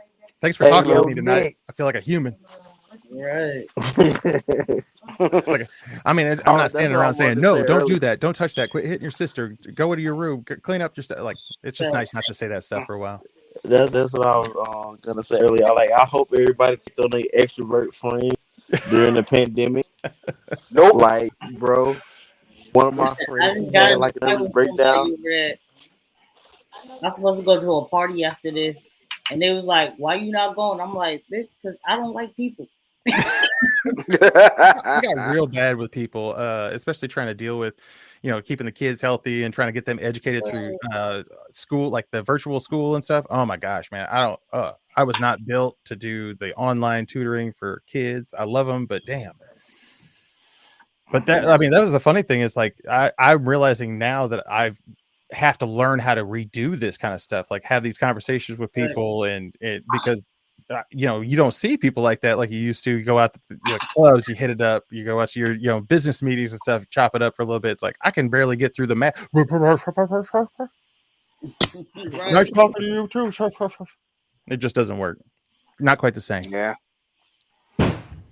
I've been feeling for the music venues around the area. I've been trying to find some different projects. I do some like promotional work, and I do some advertising and interview stuff for like up and coming artists and bands and stuff. And just trying to find out where the scene is going over the last couple of years with all the bars and nightlife kind of dying and closing. I didn't realize like there were 20 or some clubs that used to be in the area completely shut down. Yeah. The sad thing is, a lot of them places are probably not going to come back either. Like, you barely got. Like, I'm surprised people still going to sporting events right now. I'm like, yeah, Oh, that's never gonna go away. I'm sorry. it's true. It'll have to be something real serious, because what's gonna happen is if it do go away, it's gonna go from sporting events that we know to esports, which is coming up really, really fast. Yeah, it is. They've been making some big investments in that. It's coming. Like, I wouldn't mind having an esports team, but I don't know. It just seems like it's not person of color focused. Unfortunately, at least my own. You must have seen the 2K esports teams. Yeah. Although, like with the new Halo coming out, we could definitely start a squad. Yeah, we've been trying to look into doing Pokemon Unite. Wait. It's certain people in here that don't mess with Xbox. Damn right. I got a PS5 right next to it. I got a PS5 right next to it. Let's see. I was telling Panda about playing the new Guardians game. I don't know if you guys have checked that out. I was really impressed with that thing.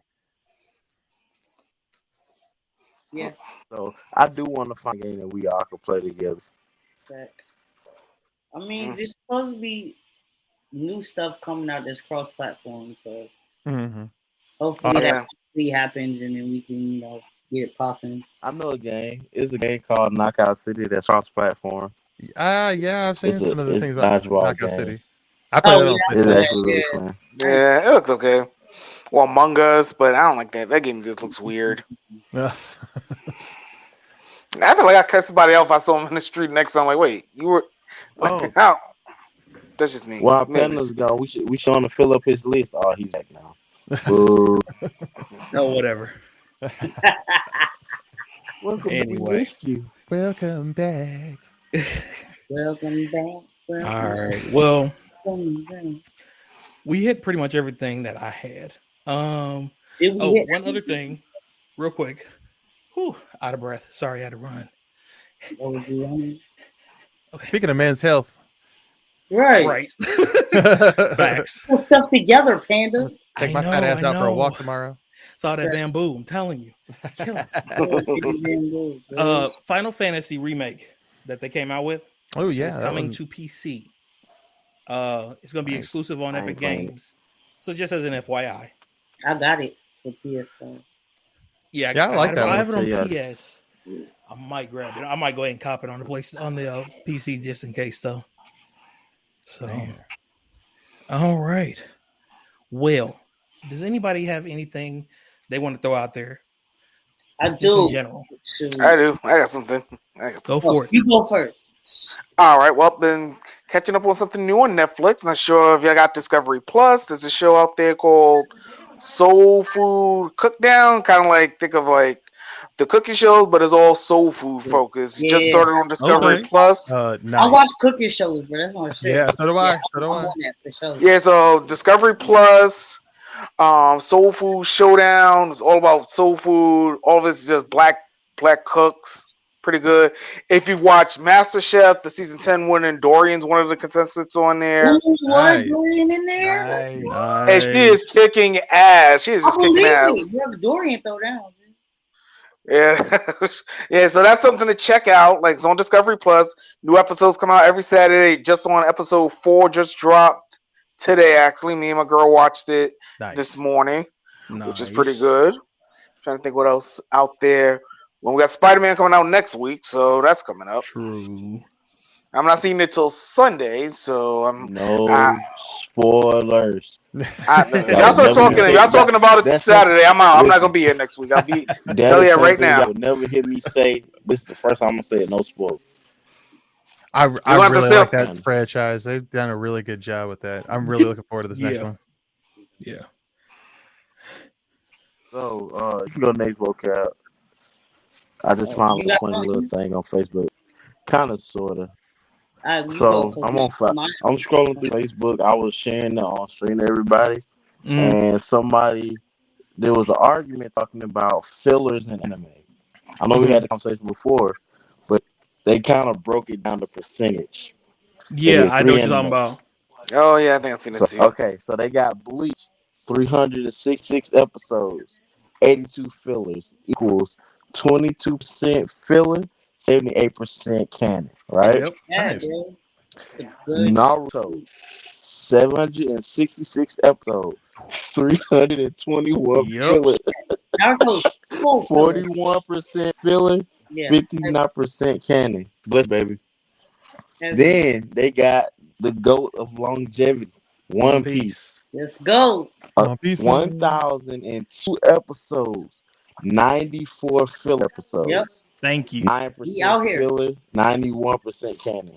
Thank you. Out of that filler, like 70 of those episodes are in Sanji's arc. Wow, they are not. Okay, like 50. Yeah, but Naruto, I mean, a lot of that was good background stuff too. I mean, good lore building. So yeah, I mean, we all, anybody who watched Naruto knew that they would be high up there. Yeah, yeah. And I mean, if you we watch had that conversation too, where we broke down that just because it's filler doesn't mean it's not necessary. Exactly. You've got to build lore in some way, and so that usually comes in backstory and what people most consider filler episodes.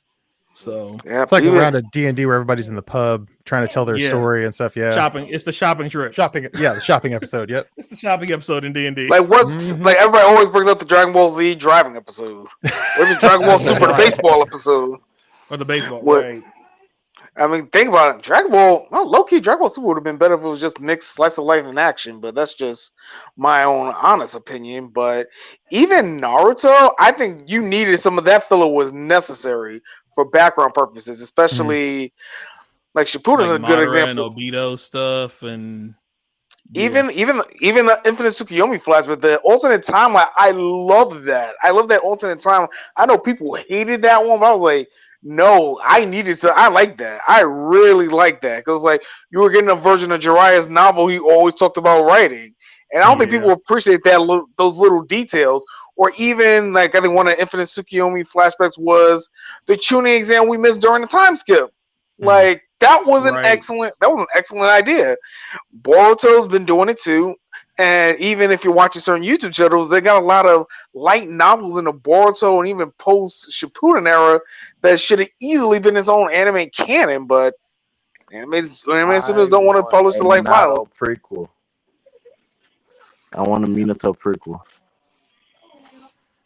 I could see that. But then that'd be like the Star Wars prequels in a lot of ways. You already kind of know what's going to happen. I don't care. I would still want to see Jiraiya and Tsunade as like teens with Orochimaru. Like that right there would have been funny. I would like to see Jiraiya and Tsunade's children. That'd have been an interesting conversation. Yeah. Wouldn't happen, but interesting. Like an epilogue episode. Yeah. Right. Another piece of news. Do we have any Kick-Ass fans in here? Oh, yeah. Movie? Yeah. Okay. This is for you. There's going to be a Kick-Ass 3 in talk. What? Yeah, 3. No way. I don't know if they even needed 2. 2 was kind of yeah. I mean, it was a good one, but it was just like it fell off. It was a drop off. Yeah. Like, if she went on and did her own movie, I would have been more into that. Yeah, because his character kind of just flopped in the second movie. Well, and the whole thing was his rise. It would have been more interesting to see where the daughter went. You know, like with that storyline after everything happened. Yeah. So they're doing they're trying to do a Kick-Ass 3, but Chloe has one demand in order to return for it. I didn't read the whole thing yet. I just wanted to put that out there. Okay. Interesting. All right. Vocab? Okay. I'm gonna darken the mood a little bit. Okay. So I just want to have a couple hours. You said what? I said we've been already dark for a couple hours. Yeah, it's okay. I want to take a moment of silence. Today is my uncle's birthday, and we lost him to COVID earlier on. So. Oh wow! I'm sorry. Oh wow! Man. Damn. Sorry to hear that, man. If you guys don't mind. No. No, not at all.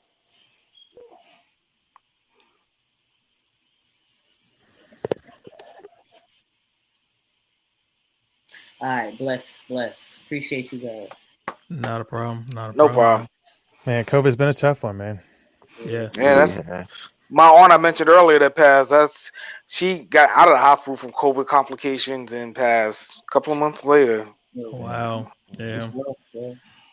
Well, peace to all of y'all dealing with that stuff, man. I feel like I've been fortunate, but we've had a couple of people pass too. They weren't like super close.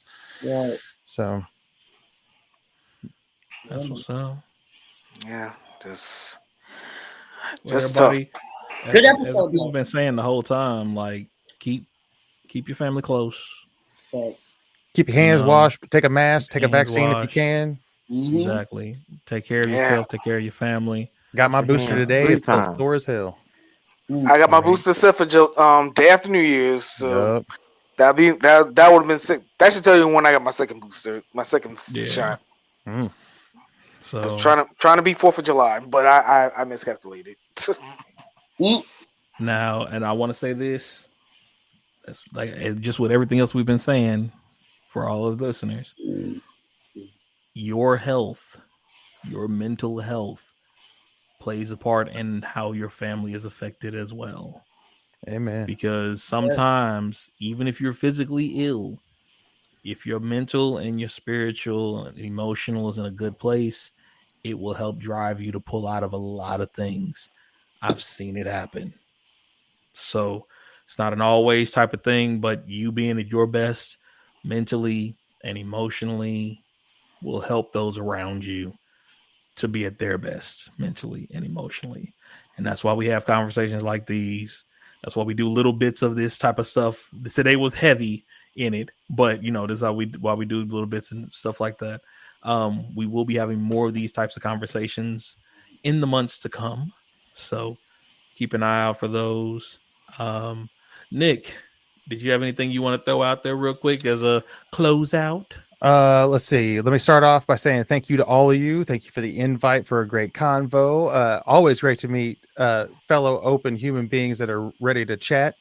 If you want to check me out, I'm on Instagram, The Composer Music on Instagram, RA Media LLC on Instagram, and NP Ramey on Instagram. Those are my three. The NP Ramey is for my voiceover work. RA Media is for my media consulting and production work. And then The Composer is for my music production work. So, feel free to hit me up, ask me stuff. I consult on all kinds of things. I'm working with a bunch of clients. I do some artist stuff. I do some music stuff. My background has always been working in entertainment and stuff. So I'm just trying to keep that moving forward and keep artists and creatives moving forward in their productions and stuff. So as you can see, I like to do crazy stage fun things. So I like to make it colorful for everybody. But I really appreciate the time. It's a great conversation. I definitely want to come back and chop it up with you guys again. You can call me in on a music night. We'll even do some live music. Why not? So I'm down to clown. Thank you guys so much for the forum and the chat. It's awesome. And follow Panda of Pandemonium, please. Yes. And what he didn't mention is we're going to end up having a cyberpunk D&D type game that we're going to run through too. Cyberpunk Red, I actually start GMing a Cyberpunk game starting after the first of the year, so I'm really excited about that. And hopefully, maybe I'll get to bring it to the channel. We'll do a stream and test it out. I can send you guys some character sheets and we can play this out. Hey, I'm with it. Word. I'm glad to meet some fellow brothers that are into some geeky fun stuff. It's so nice.